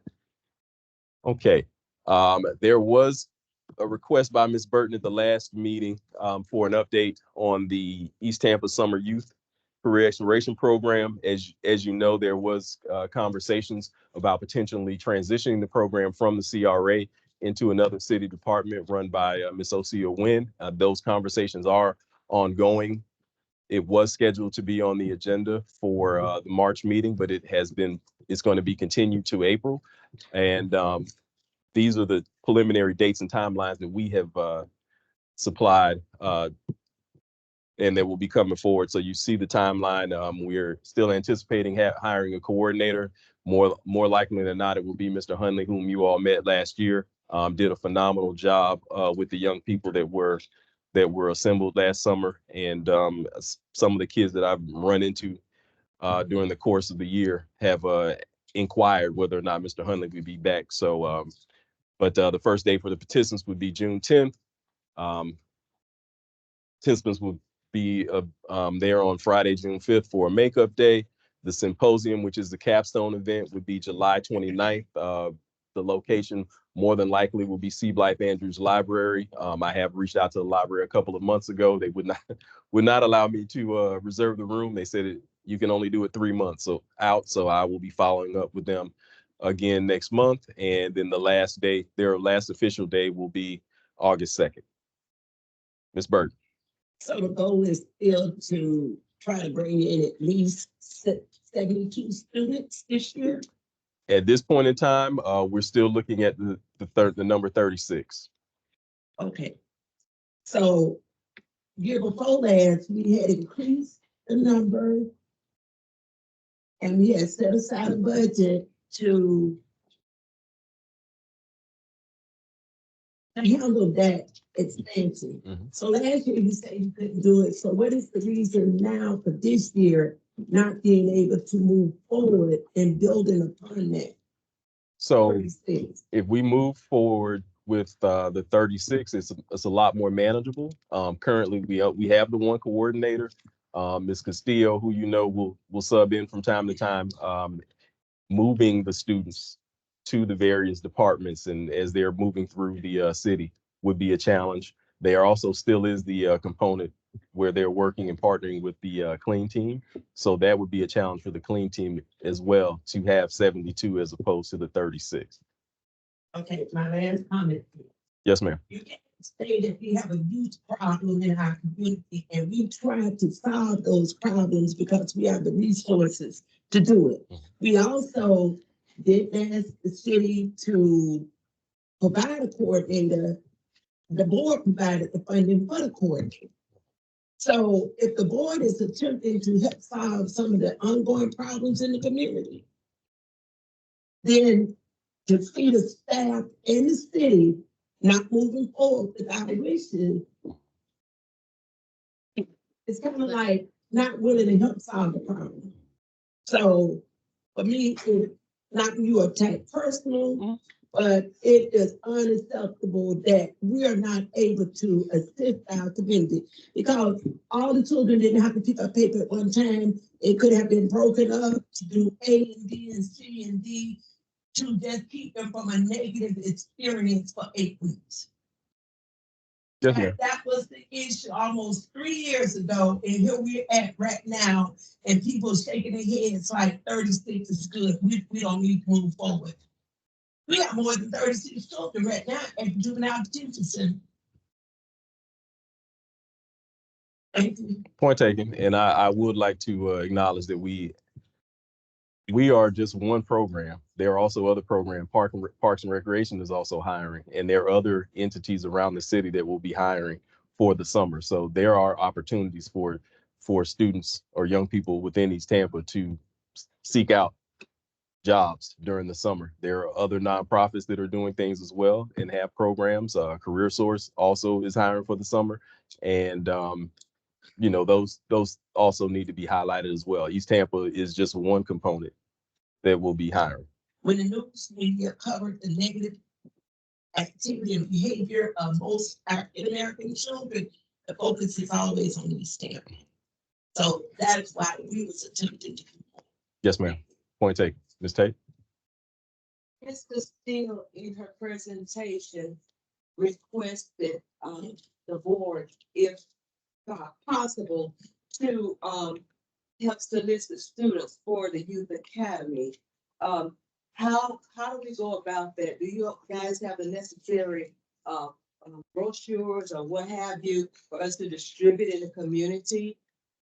There are no formal brochures for the Youth Academy. Is that, or you mean for these? I'm talking about the Youth Academy. No, we don't have any formal brochures. Can she provide one? I'm sure she can. Now you said Ms. Castillo. I think you mean Ms. Hogan. You threw me off for a second. Ms. Hogan. Ms. Hogan did the presentation last month. Yes, you mean Ms. Hogan. Okay, yes. Alyssa Hogan. Hogan. Yes. Yes. Okay, yes. She asked for help and I'm ready to help her. Can we please get a brochure? Absolutely. I'll be in touch with her. Thank you. Yes, ma'am. Dr. Johnson. Just want to, Ms. Burton, that was the pleasure of the board. And while I see the positive change of what's happening in the CRA to consolidate services, to increase bandwidth in programming, there still must be an intentional level of communication back to us based on things that may be changing concerning what we've already agreed to. That was one of those things. While there are programming taking place in other nonprofits and other organizations, there still is not enough for the youth and the children that live in our community. And we did indicate 72 people. That's the reason why I brought us at our last meeting about hiring a coordinator and when would that person be.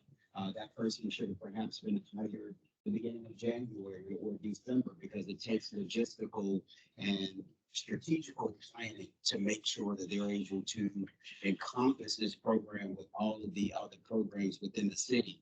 We don't want children to not have the opportunity because the planning or the person hasn't been hired. So I do just want to go on record to agree with Ms. Bird. That is what we agreed to. And I think, for best practices of communication and working in tangent, that staff or CRA staff come back and communicate those things to us to say, this is the reason why this is no longer happening. We don't want you to think that we're making decisions outside of what the board has asked for. I think that is a factor that we continue to need to ensure that we're working together. Yes, sir. Mr. McCray, if I could, I'm sorry, go ahead. I was gonna say, is the number 36 set? And can we go back and revisit increasing that to the 72 that was recommended and budgeted for? As we're looking at the current model we have, and for the reasons that I shared with Ms. Burton, 36 is the number. Right, thank you. Now, there will be conversations held at the CRA board meeting in April. And, that may change, but at this point in time, it is 36. Ms. Henderson. Needs to change and what needs to happen. Increase it to the 72. What has to happen? That would require some additional staffing. Okay. That would also require some additional transportation. So those are the two primary factors at this current time. So, okay, transportation, tell me what about that? So in the newer iteration of the program, which was established last summer, the students at least once a week, twice a week, more than likely, would be visiting something, whether it was a career fair. They would go to a different department to shadow and model and follow some of the internal city staff, fire department, so on and so forth. So, and this is a temporary program, meaning it's limited in terms of how long it's run, correct? Correct. Yes, 8 weeks. How many? 8 weeks. So 8 weeks, and we can't find staffing for 8 weeks. No, staff is not an issue. No, but I asked and you said additional staffing was needed to. Outside of the coordinator. Right. Yes. So for 8 weeks, and I'm only speaking from 27 years in the Parks Department. Yes, ma'am. I find it hard to believe we can't find a staff member from the Parks Department that could be temporarily assigned for 8 weeks to increase that number. And is it a possibility to ask our new Parks Director if indeed we can entertain that? Oh, yeah, the question can be asked. Okay, so then I want to make it official to maybe have this, if my fellow colleagues agree, to see if we can possibly look at how we can get more staffing. And then I understand the other part is transportation, but what I also understand, I do believe that the school board and the Parks Departments work together with transportation. At least that's my recollection. That's what we've done. And I do know that there is transportation in the Parks Department. They have like mini buses or things like that.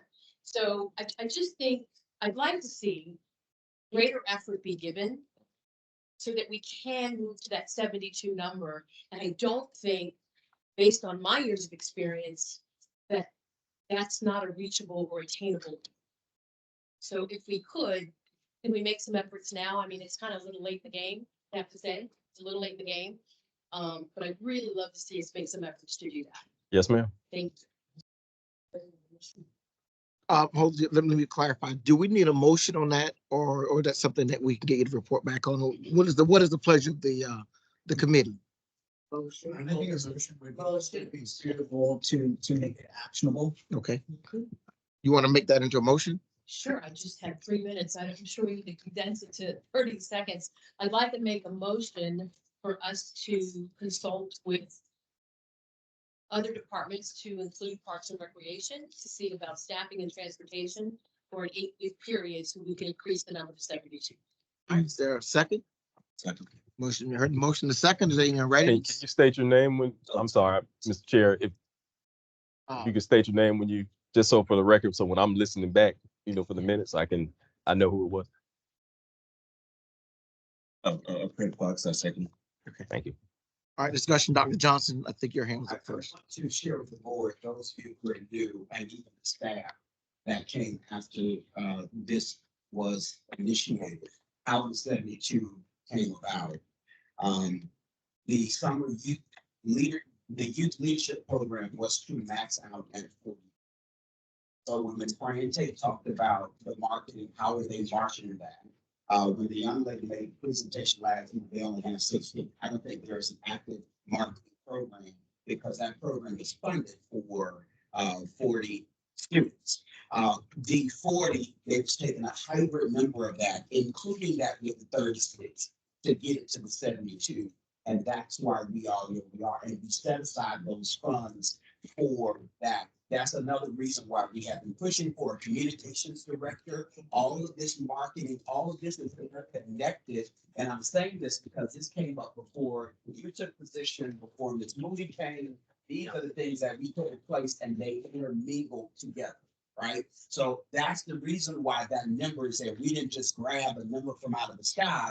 We want to incorporate those leadership academy and those that will come to the summer youth program and bring them together, but also additional monies were placed there so you can hire the staff. And we even asked about giving them an increase at that time to $15 an hour as well. On readiness, go ahead. Also, I think I recommend amending the motion to grant the chair and vice chair the ability to communicate directly outside of a duly called meeting in order to continue moving everything forward. So it doesn't have to come back to us to continue to discuss it, giving them some kind of flexibility to speak to the other individuals in that department. I would agree to that. However, I think that I have the experience So I would hate for the two of them to be in a position where they couldn't answer something that I would know an answer to. So while I tend to agree, I prefer streamline, absolutely. I think that what my skill set that I'm bringing to the table could be beneficial if they're in a meeting and they don't have answers or don't know. I don't know how to move forward with that, but I agree with that bringing it back to the board. I do agree with streamlining, but again, I can make myself available to them if they meet also, so that, you know, you've got somebody that's got 27 years behind them. I think we have time. This is February. We should be at a decision-making point and up to speed with information by the March meeting. So I don't think that's absolutely necessary. We'll just. We're in March. Okay, Ms. Burton, go ahead. I'm sorry, Ms. Diane. No, Diane, yes, please, go ahead. I think having students who want to explore careers is beautiful. I understand Ms. Burton has an issue with you just picking up trash. And I disagree with that because I think my question is, what is wrong with trying to make East Tampa look beautiful? And I think any entry level job for a student is valuable. You can list on your resume that you worked for you worked in the parks department. If you show that you were punctual, you had responsibilities, you worked with a team. These are all parts of learning what a job is. And it should not, I don't think it should be downplayed. I think that's the record. And I asked if there was even finding any student who wanted to even work for the summer at whatever the dollar amount was at that time. And I was shocked. Because in today's economy, we need to get students having skills of any kind. And again, being part of a team for the summer where you show up on time every day, you have professional, you work with your team, you're learning really valuable skills. It's not just about doing the actual job itself. That's it. Are we ready for? Find that number of people. Okay, are we ready for the question? As it relates to the motion on the table and approving that motion, there's some discussion. I just want to bring to the attention that the dollar amount that had been set aside for it was almost close to $500,000. And so in this budget that I'm looking at, $545,000, yes, would encompass 36 schools. And I'll let you go on and I come back. Okay, are we ready for the question? Share parking. Okay, all those in favor of the motion signify by voting aye. What is the motion? The motion, okay.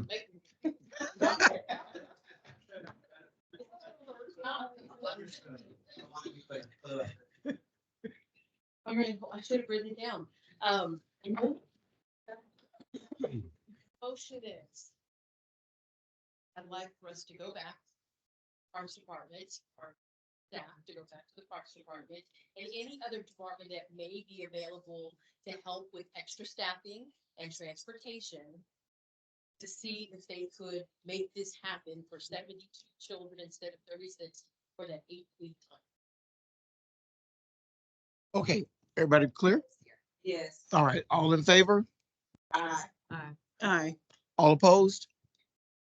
All right, motion passes. I'm not even sure where we are, Mr. McCray, but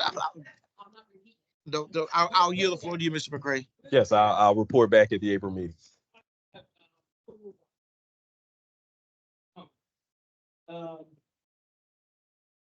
I have a problem with students, children, whether black, white, blue, green, just picking up trash, right, for the same.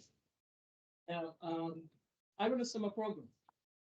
My summer program has been going on for about 20 years now. And we work with minority youths, Hispanics, Blacks, and other folks. I have Caucasian ladies who are going into, do what they need to do.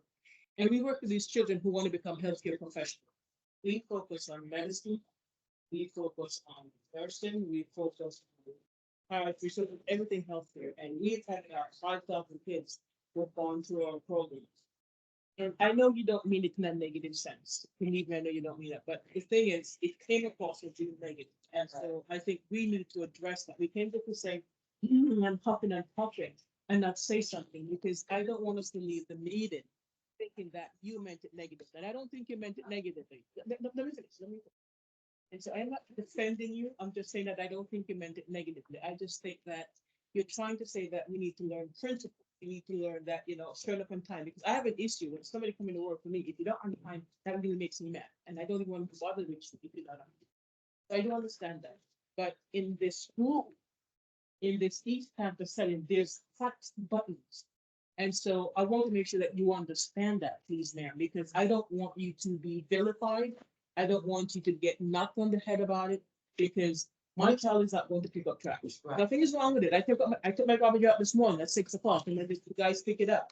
But we don't want to say, this is what you have to do. I don't want to see a Caucasian young lady or young man saying, I'm gonna go pick up trash just for summer. Dr. Glenn, comments well point. We need to move along. No, hold on. I'm sorry, but. Well, hold on. We have an agenda to follow. I understand. And there's a proper decorum. There'll be a point in time for your remarks.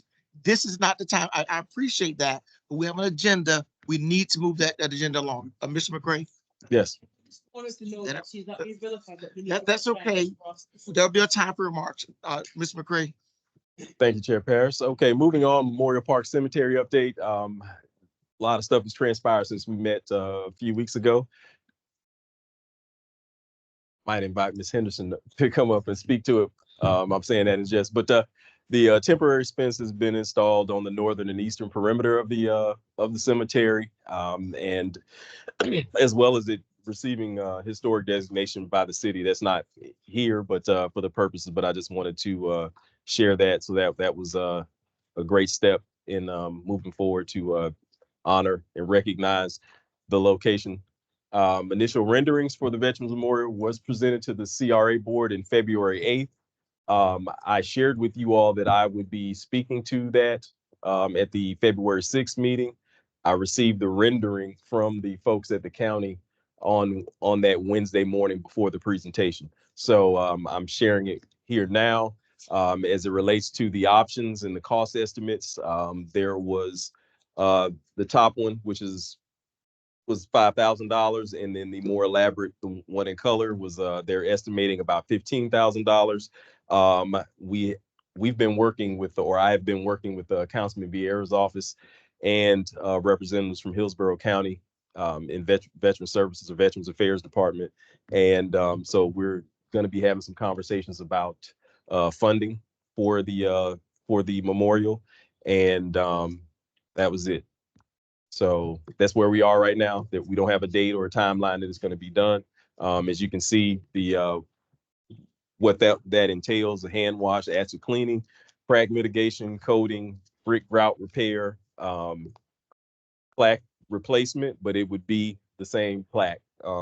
Yes, and I did clarify that, and then construct a new base or hardscape, and that was for in the picture. Now, there were some concerns, and I shared this at the CRA board on February 8th, because of the footprint of what you see here and in proximity to some of the graves where the monument is currently placed.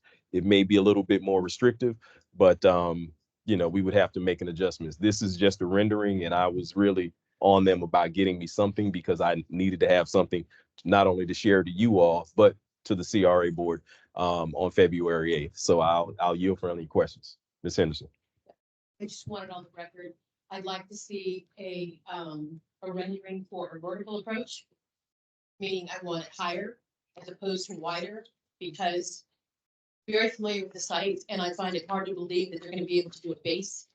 If they do a base like this, then I am requesting a GPR be done, because I want to make sure that there are no bodies within that immediate area. That's for me key. GPR, can you spell that out for folks that may not? Okay, thank you. I didn't know if everyone else knew. Yes. But I want it on the record that I definitely want to look at renderings that we go higher, because I think it would be more pronounced if we did that, and it would be less, it wouldn't disturb or compromise the integrity of the ground, especially since we know that there are graves literally almost on top of that monument. Otherwise, I think it's fantastic. I think it's great. You're going to keep the original plaque. It was a big thing that I was really pushing for because of the history behind it. So I'm grateful that we're moving forward. And again, just a couple of tweaks and some other ideas to look at.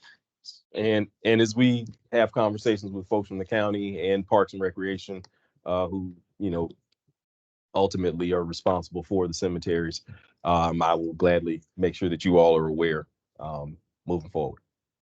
Any other questions, comments? Ms. Burton? So, is this property still owned by the city or has it been transferred to a nonprofit? Where is? No, the city of Tampa owns the property and will. That rendering is beautiful, temporary fence. I know money's had been set aside for permanent fence, right? It has been budgeted. Correct. Do we have a date when a permanent fencing will take place or the money just gonna stay stalled? No, we don't have a date yet, but because of the overall cost of the perimeter of the fence, it was higher than what we could pay for, and contractually, there's a cap as it relates to procurement, and a lot of times it's $300,000, $350,000 for what the city and Parks and Recreation wants to do is going to be above and beyond that. That's how we were able to allocate some funding towards it. So there's an RFP that had to be put out. There will be renderings and things of that nature that I'll be able to show to you later, as it relates to bricking and column and entrance ways. But yes.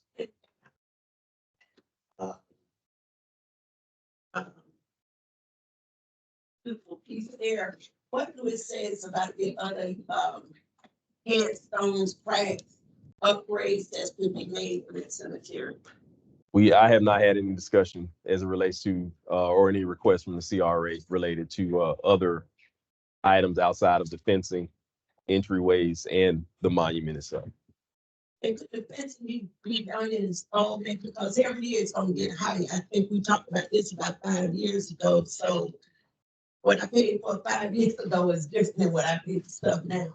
And if you wait another 5 years, it probably would be even more. So is it possible that the permanent fencing could be done in installment like that, you know, instead of trying to get one full pricing? That was discussed, but I think the temperature at this time is to replace the entire perimeter with brand new fencing, and it will be in alignment with the entryways and the some of the renderings that'll be forthcoming that I'll be showing you.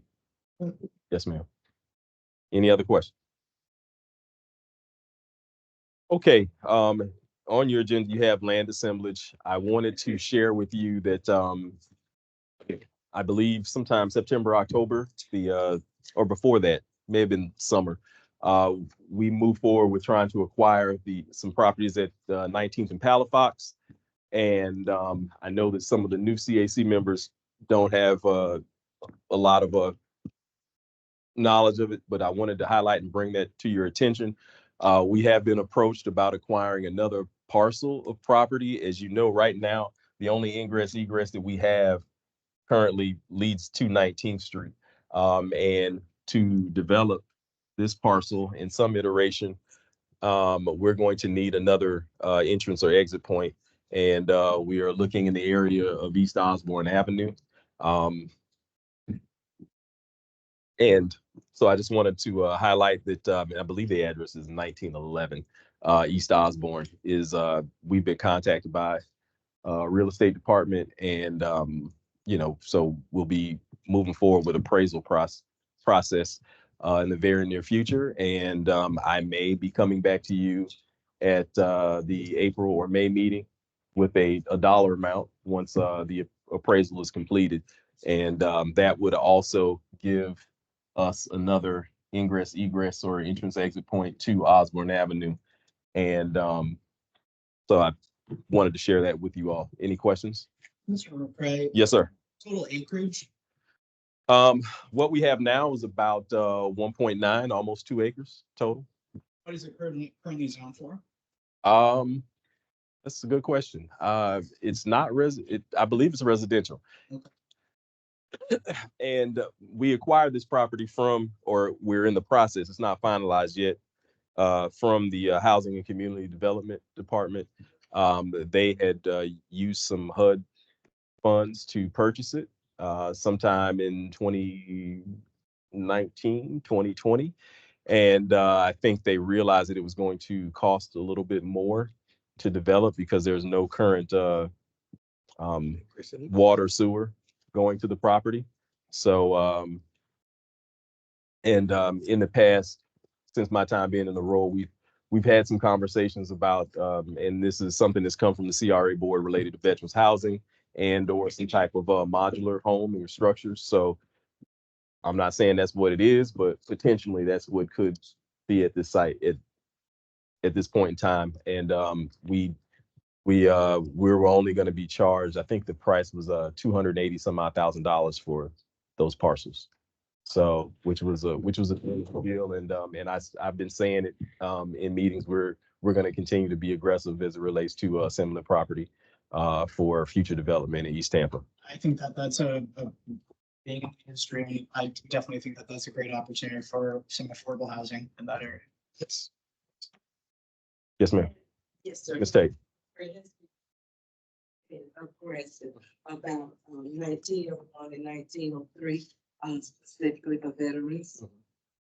I know you said that's not what's going to happen, but can we? It very well could. There hasn't been any decisions yet. We talked about affordable, attainable housing. We talked about locations for veterans. We talked about modular homes or the like, something for seniors. So no determination has been made yet. We're just trying to line everything up so that once we have a plan in place, we're able to move. Yes. I see another hand, Mr. Fox. I think about heading towards Osborne as a potential second access point. Yeah, so you guys, there's another one's, I'm pretty sure there's a property there, like a blue home that's for sale. Is that the one that you? Okay. Yeah, that was the address I just made. Okay. So yeah, we're actually going through the appraisal process.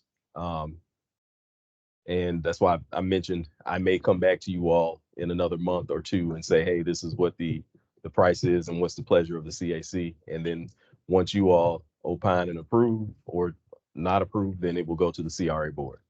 Yes. Any other questions? Based on the super low cost of acquiring that huge amount of land back in 19, whatever you date said, 2019. I think that you need a motion from us today to go ahead with a dollar amount to purchase. I know that blue house is for sale. So 19. I can't, it would be premature because I don't know what that appraisal has come back as. And I mean, the seller could be asking $1 million and then the appraiser might say, no, you're crazy. It's $500,000. And then, so it wouldn't be in line. And I don't want to get ahead of you all and being respectful of the members that we have here, especially with some of the folks we have sitting at the table now that actually do this work. So, yeah, it might be a little premature, but I just wanted to highlight that those discussions are happening. So when I come back in a month or so and I say, hey, remember that property, you all are aware. Cedric, once the appraisal's done, will the committee have an opportunity to review it? The actual appraisal itself? The actual appraisal itself. It's public record. Yes, we can include that in the package. Just want to add that I believe it. I think because of fire access, if we can't develop because we have such a tiny driveway access there on 19th Street, and if take fires 2 entrances, definitely you need to get a property elsewhere, so we would not land. Agreed. All right. Any other questions? Thank you. All righty. As you heard the report that Ms. Martinez shared with the Gator building. And so this is the Gator building, affectionately known as Orange and Blue building. And I know Ms. Burton is going to correct me if I say anything wrong. We've purchased this property in the last 2 years. We purchased this property. We purchased this property. It should say City of Tampa, but this is an older map. And there are a few more that we're looking to acquire. I will tell you all that we are in conversations with the folks from the liquor store right there. And I met with them roughly about a year ago, and now there seems to be some interest. And so these two parcels here may be coming back before you in the next couple months as well. So as I said, we're going to be aggressive. So and I know that during our retreat last January, there were some conversations about the Kings and Queens property. I think the state is applauding. Still a little higher than I think we're willing to spend at this point in time, but some of the dynamics are also changing at that location because of some of the things that Detective Washington and TPD are doing, because I know that was a property of concern. So, but yes, as I stated, these two may be coming back before you all in the next month or so. Any questions? Nope. All right. CRA board motions. These are in your packet. You feel free to read them at your leisure. I just want to include, so you know that I'm going for the CRA board to discuss, because they've requested report outs on various things, and one of the things was the summer youth program that has been continued to the April meeting.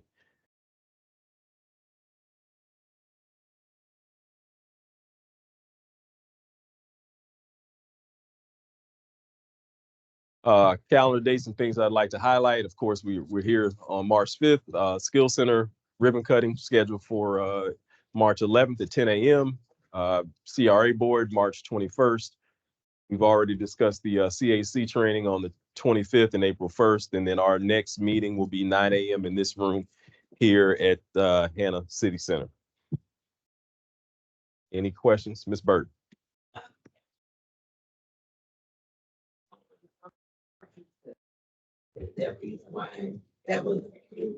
No, at this point in time, that is it. We have closed and purchased, but the only things that I shared today were properties that we have some other development going on around that I wanted to make sure that you are aware of, because if it's on the agenda at the April meeting or the May meeting, you're aware. So, yes, ma'am. Do you know how much funding is the grant funding for the, what's the name of it? Kids asking for? Yeah.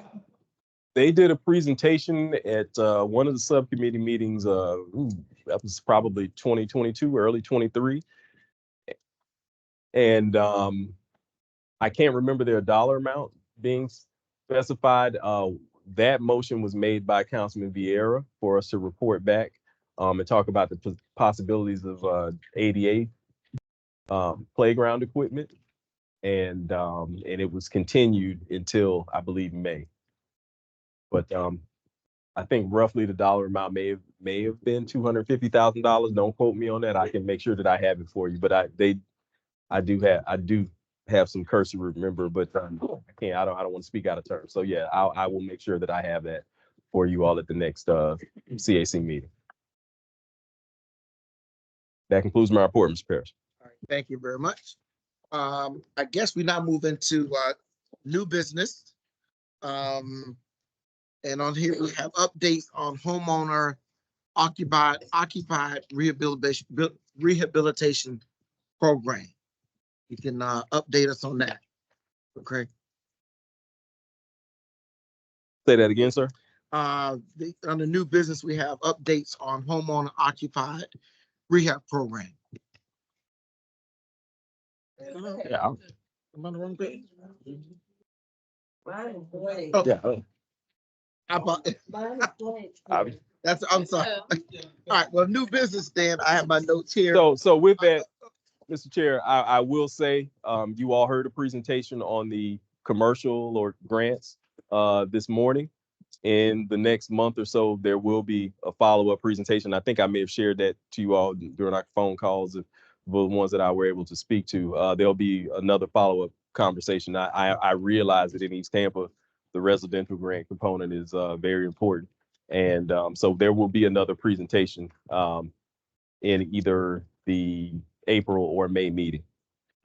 Right. Okay, new business, Ms. Burton, going back to the beginning of the meeting, there were questions about information getting out regarding the ability to assist homeowners with clearing titles, things of that nature. Yes. I appreciate you. So, yes, I would like to know how we can get that information, that probate assistance program of $50,000 more into the pipeline, so more of our families could be made aware of it. That's one of them. No, we can talk, if there's some discussion regarding that. Is there a request? It's a request for the staff to assist us.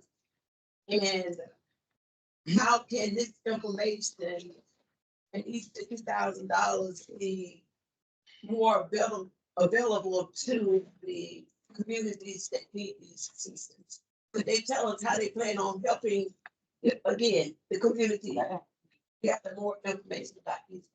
So if I recall correctly, the first cornerstone issue, the legality of whether or not we can use our money to assist with the clearing of titles. I think that was the one hold up, but we want to put money aside to make sure if that gets figured out, we're in a position to have budget money available for that. I'll defer to Mr. McCray to give further on where that process can go. In our discussion earlier, there was a reference to an event being held by the Jazzy seniors regarding estate planning and probate, things of that nature, where I will be a presenter. That is their event. And so I was invited through Kappa Alpha Psi to bring my roadshow over and do a presentation regarding that. So that really has no direct correlation to the CRA, CST, but about the issue it does, and that is how we clean up titles in our estates so that, you know, people can take care of what needs to be done.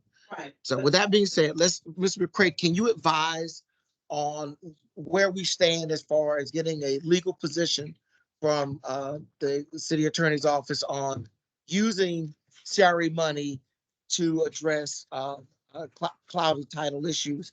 Because I know that comes up with the grants. When people are looking to get grants, there are issues regarding a title and they may be disqualified for that very reason.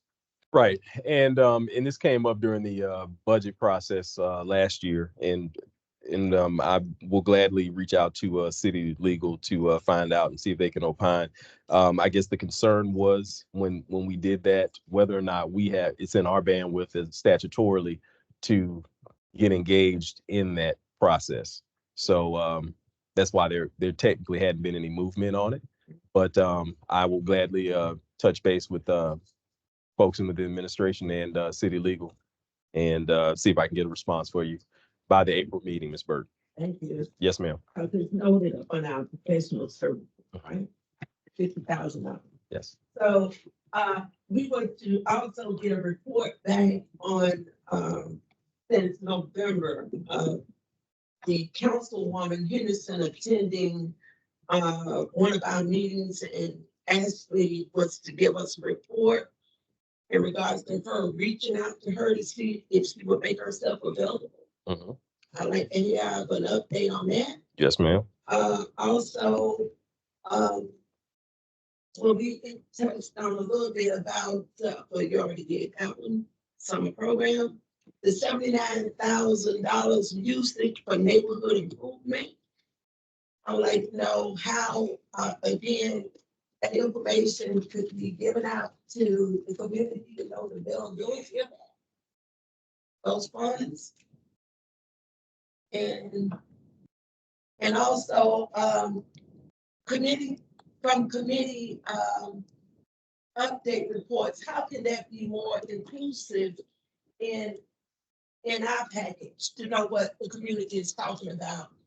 The housing committees, the various committees that were set up before we, broke out. Mm-hmm. How then do we get an idea of what the community is saying and asking for in those committees if we're not able to attend?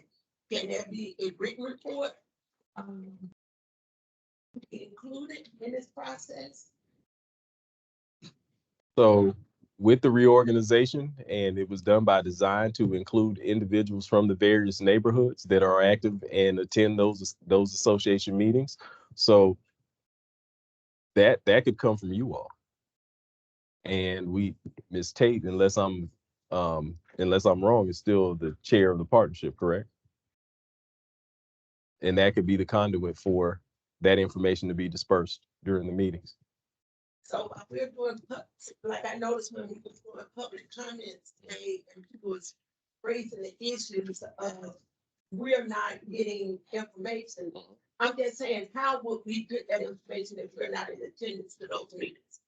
Somebody from that committee always would just come here and do a presentation. And or if they're sharing with members of the partnership or the neighborhood associations, they could bring that to the meeting and share during new business. Okay. Or events or announcements on the agenda. So on the 7th and get a report. How many minutes are you gonna give us? 3. Okay. Ms. Tate, you'll get as much time as is necessary to make people informed. We do keep minutes. Are you gonna let me know this? Yes, ma'am. Okay, those was just some things I want to bring forward. Oh, and lastly,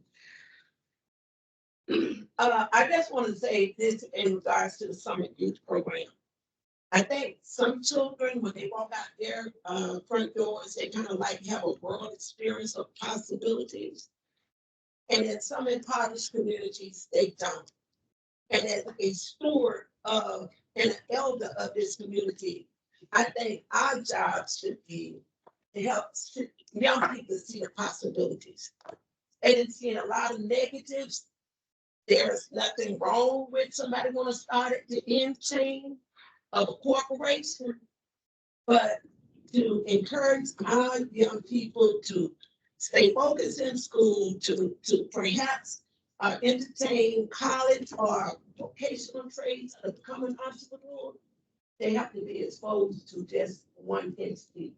And we have the ability of making that happen. So I would. Very well put.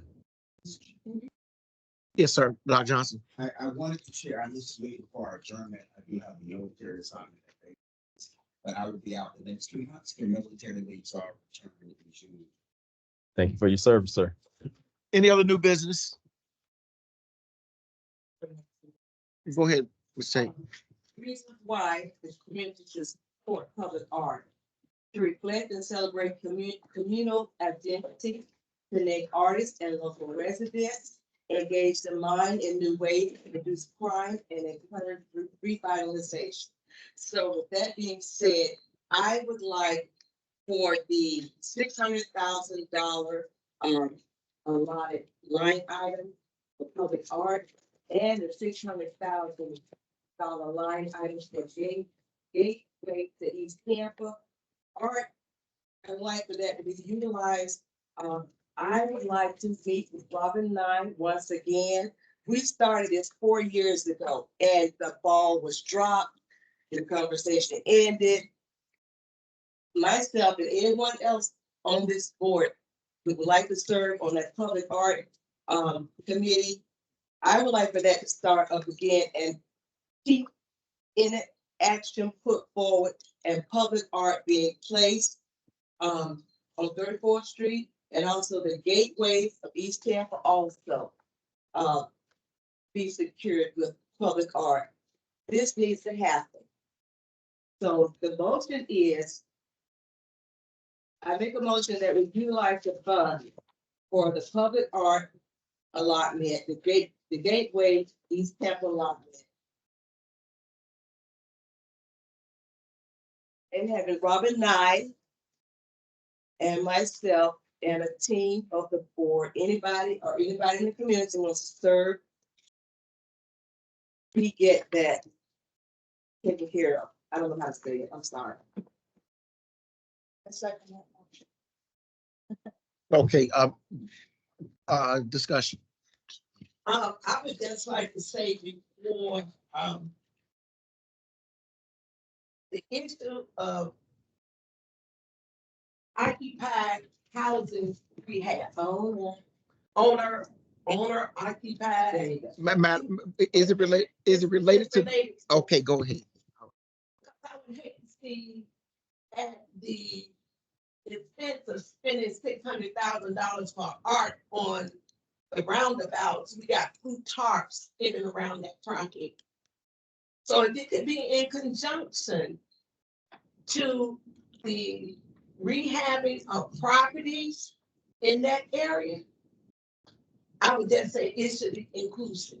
If we are just building beautiful infrastructure and nice walkways and gateways, and the masses of the people in the community cannot just get basic rehab, I would like to see that in conjunction to that.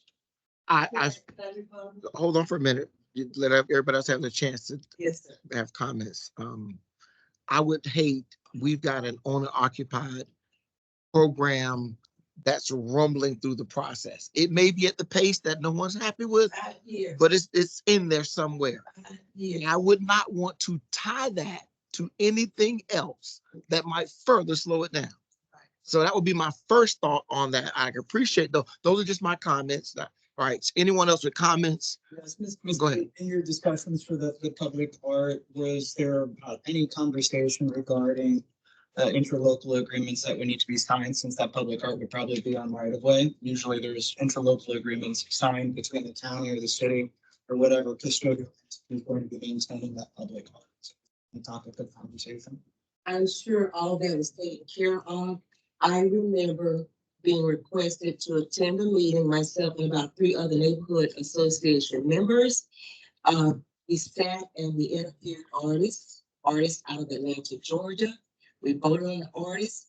Mrs. Nye was here with us and her team, and all of a sudden, everything went away.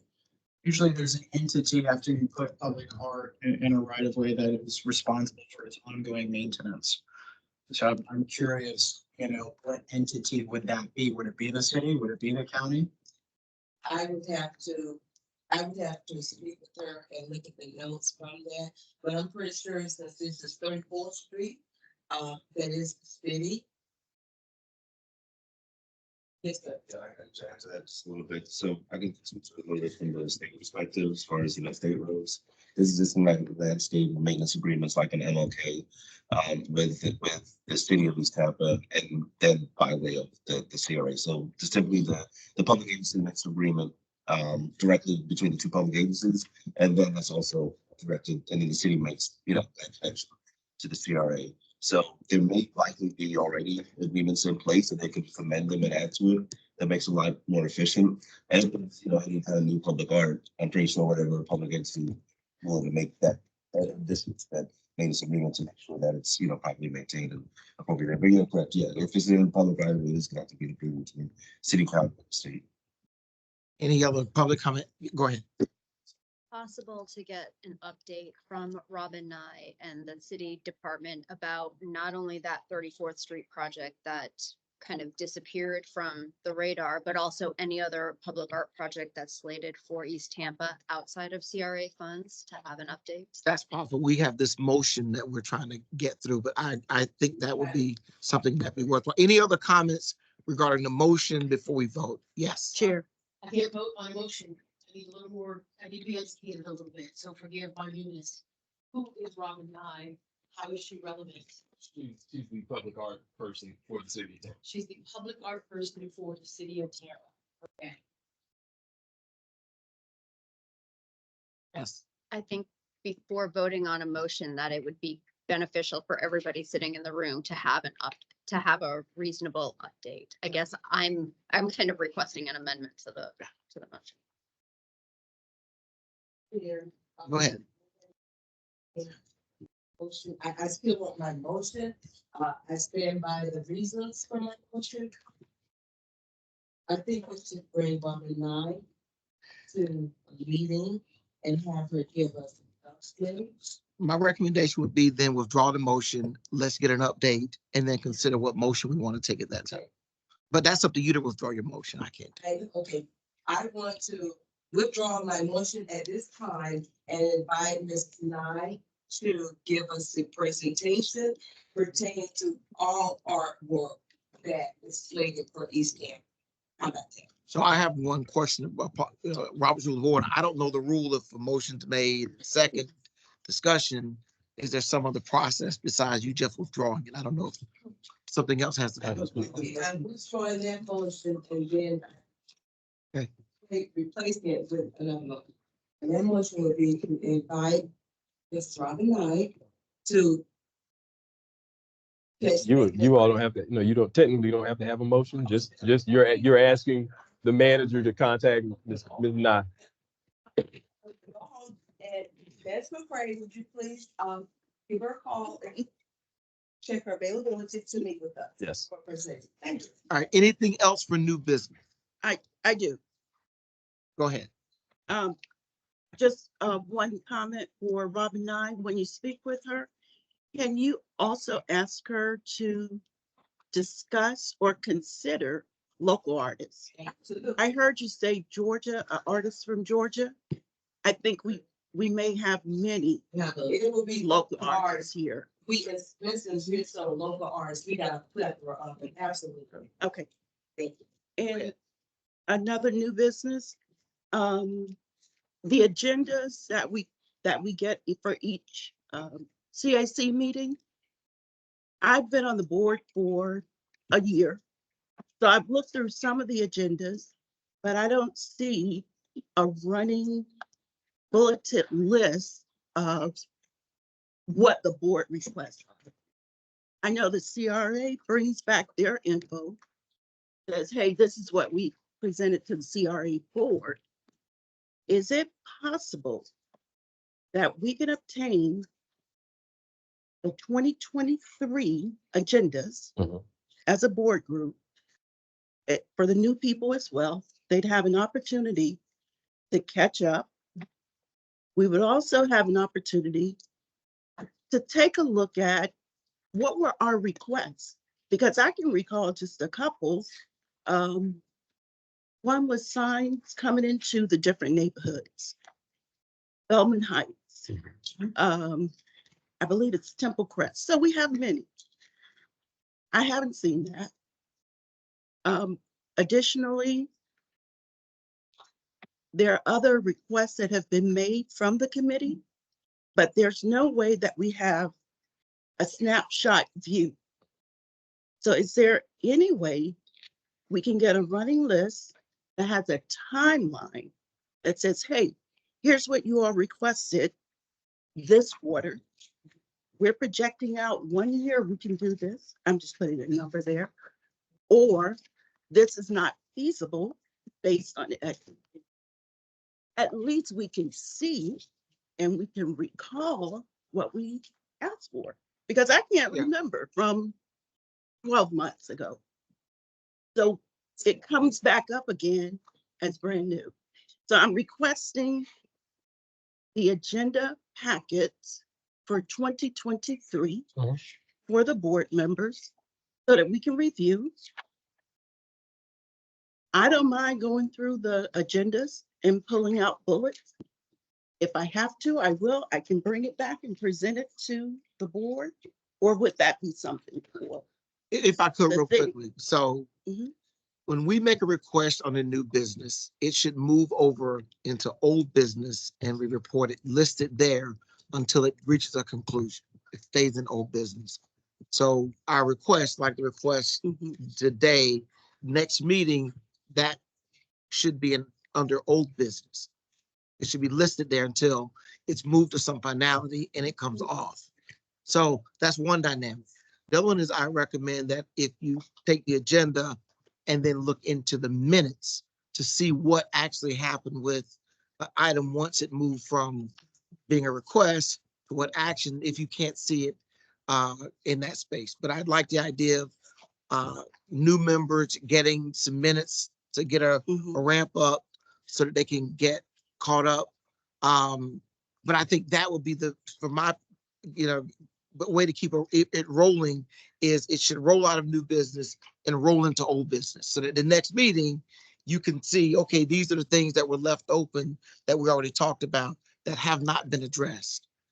So going forward, Mr. McCray, we could have an old business area to carry those items until they're moved to something. Now, that's the best avenue I can think of to find the continuity you're looking for. Okay. So to be able to track that going forward, not going backwards.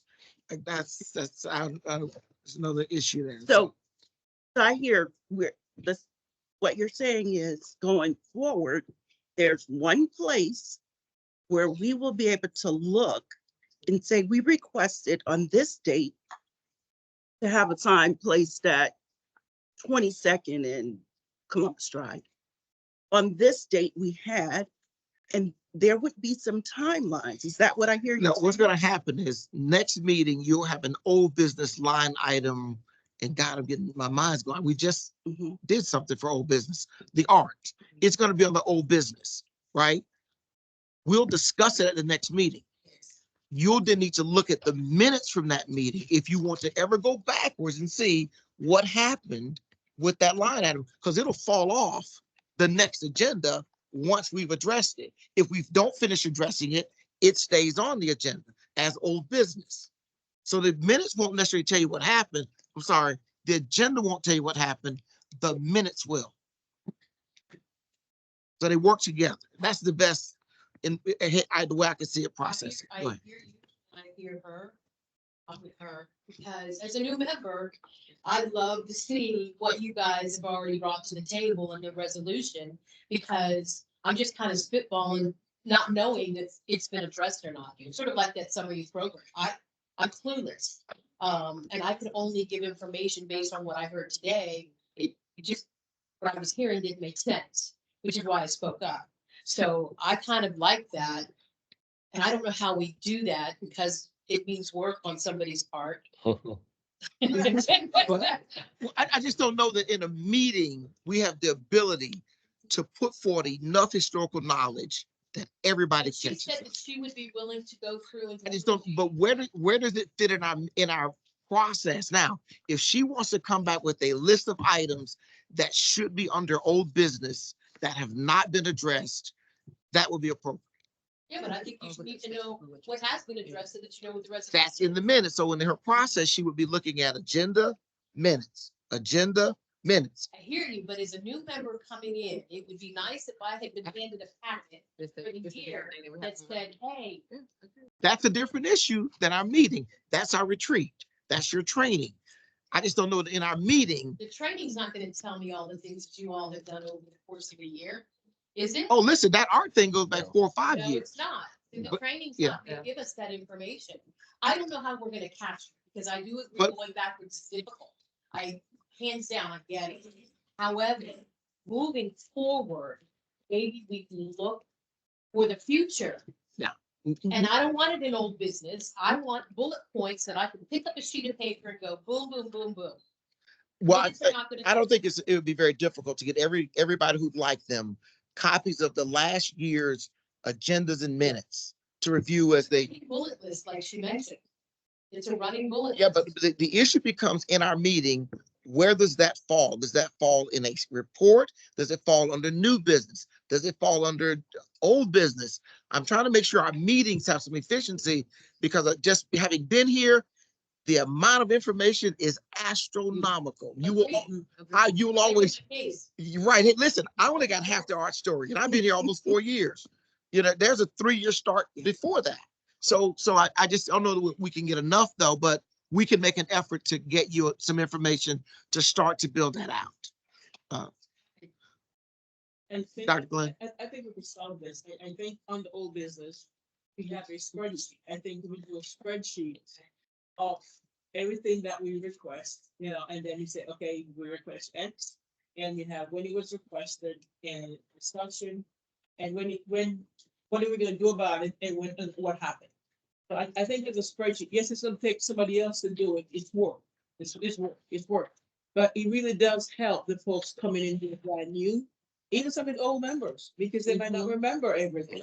But I think on the old business, on the agenda, you can just see that, see this and maybe an attachment, because it's gonna be a long list.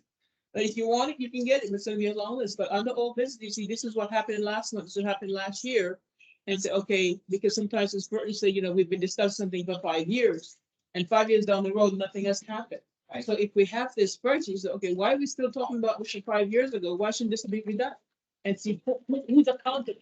maybe first you could also say who is responsible for this and who was supposed to have taken care of this. I think a lot of it's reflected in the meeting minutes, but what my opinion is that it would be up to keep those old business items that have not had resolution or set a deadline with Manager McCray or the CRA board, that they stay on top of those things. So I think it's a combination of effective leadership and with the two gentlemen that we just elected to serve as our leaders. And up to us to take the time to read about the history via the meeting minutes and kind of digest that and then be here and listen. But going back and creating a spreadsheet of all the old business, I think to Attorney Paris's point, I don't think that would be the best use or the most efficient use of our time. I think that this is going to be a collective effort amongst us as newly appointed individuals who understand what's happened in the past and look to our leadership to stay on track on any new business, making sure that anything actionable has been taken care of. If there's any deadlines that we create amongst ourselves for the CRA board or for Cedric, that we keep that in the meeting minutes. When we come back to approve the subsequent meeting minutes, say, hey, we missed the deadline here. What happened? What's the update? What are we going to do to find a resolution to solve this? Thank you, Ms. Burton. This is under business. I would like for staff to report, and I've been looking for that monies had been put aside for CAC training, and it was I think well up to $200,000. And I've been looking in the budget today for it to see if it disappeared. Where is it at? It appeared and disappeared. That's like, I'm just frustrated. Where is that money has gone? So we could be on top of that, the $212,000. It's all, if. Mr. McCray, can you advise us on that? Yes, ma'am. Yes. That is all I'm gonna say. I respectfully disagree with you because I'm gonna read the meeting minutes. Trust me, Cedric's gotten enough calls for me about everything that's going on, and I'm nowhere near up to speed. Moving forward, the spreadsheet is a fantastic idea. And now I'm gonna put on, I've been working for government for so long that when you've got supporting documentation to back up that Connie's been asking for 5 years and you present it to council, you don't argue with that. So without that documentation that is presented in a spreadsheet form, where we've got checks and balances, we're gonna be spinning our wheels forever. So I hear you, you don't wanna go backwards. That'll be my responsibility to do what I can to get up to speed. But moving forward, if you want to continue to be effective and get things done, you're going to have to start documenting it. Because that's the only thing government understands. And ultimately, when we're reporting to CRA board or council, whatever hat they're wearing that day, if you don't have something in writing to present to them, it's just words. And I feel very strongly about that. And I And I'm only trying to make the board better. Right. No, I don't refute that part, Mr. Fox. And so just for things I took that to put all this the next meeting, communication was brought up quite a few times, so I think we should add that and also discuss potentially use direct mailers, those low cost ways or communication out there every resident within East Tampa, and also I think we do that as a maintain usage of like social media updates that we can share with the community, because not everybody can make it. Here, it will be a little bit of a task, and figure out how to do it. But I think we could put 1-2 minute video update with folks on, hey, this is what happened, this is what's going on this month. This type of CRA that has been waiting to work out. And I know all folks with social media though. Let's circle back to this issue of trying to track. The best word I can use is our requests, and maybe a better word would be business items, because everything's not a request.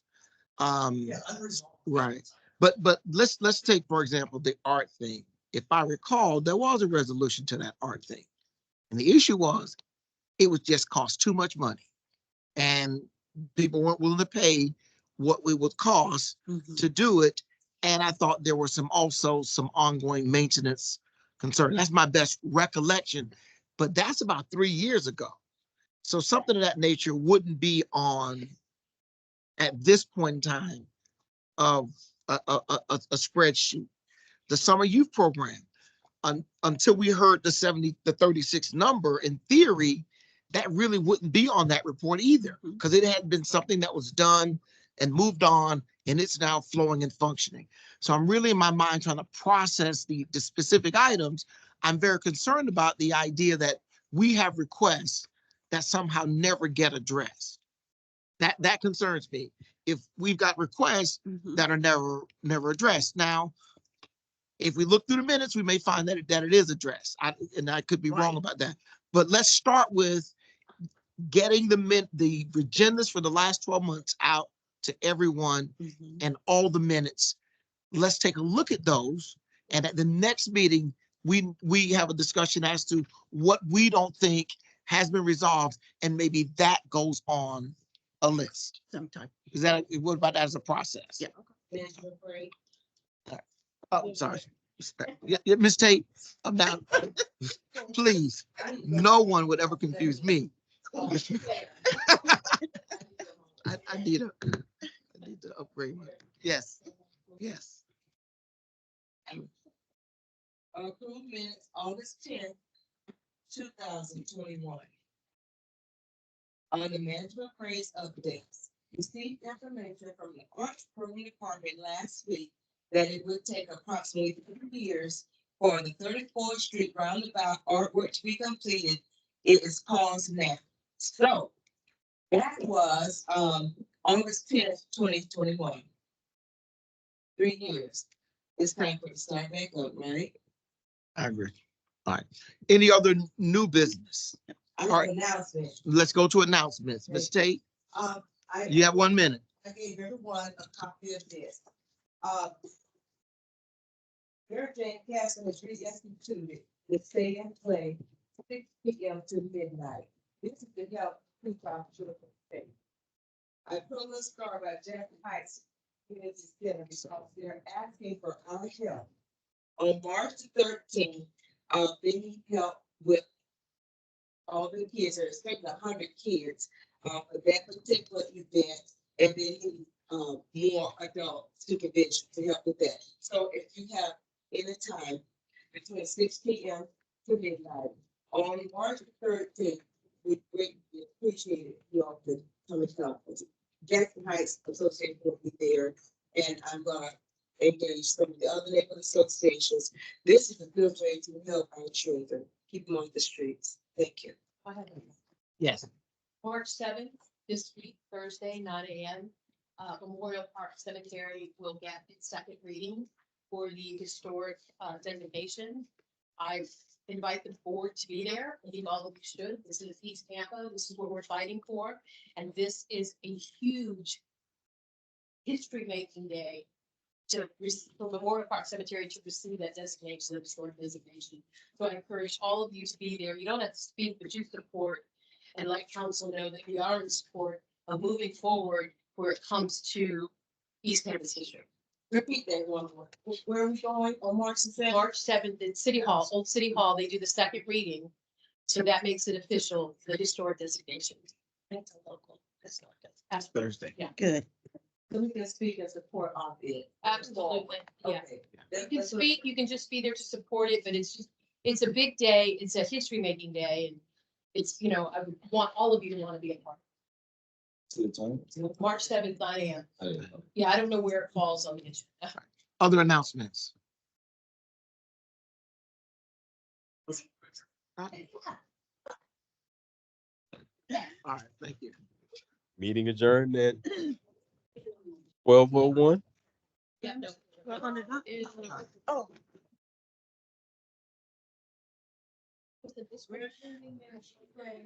Thank you.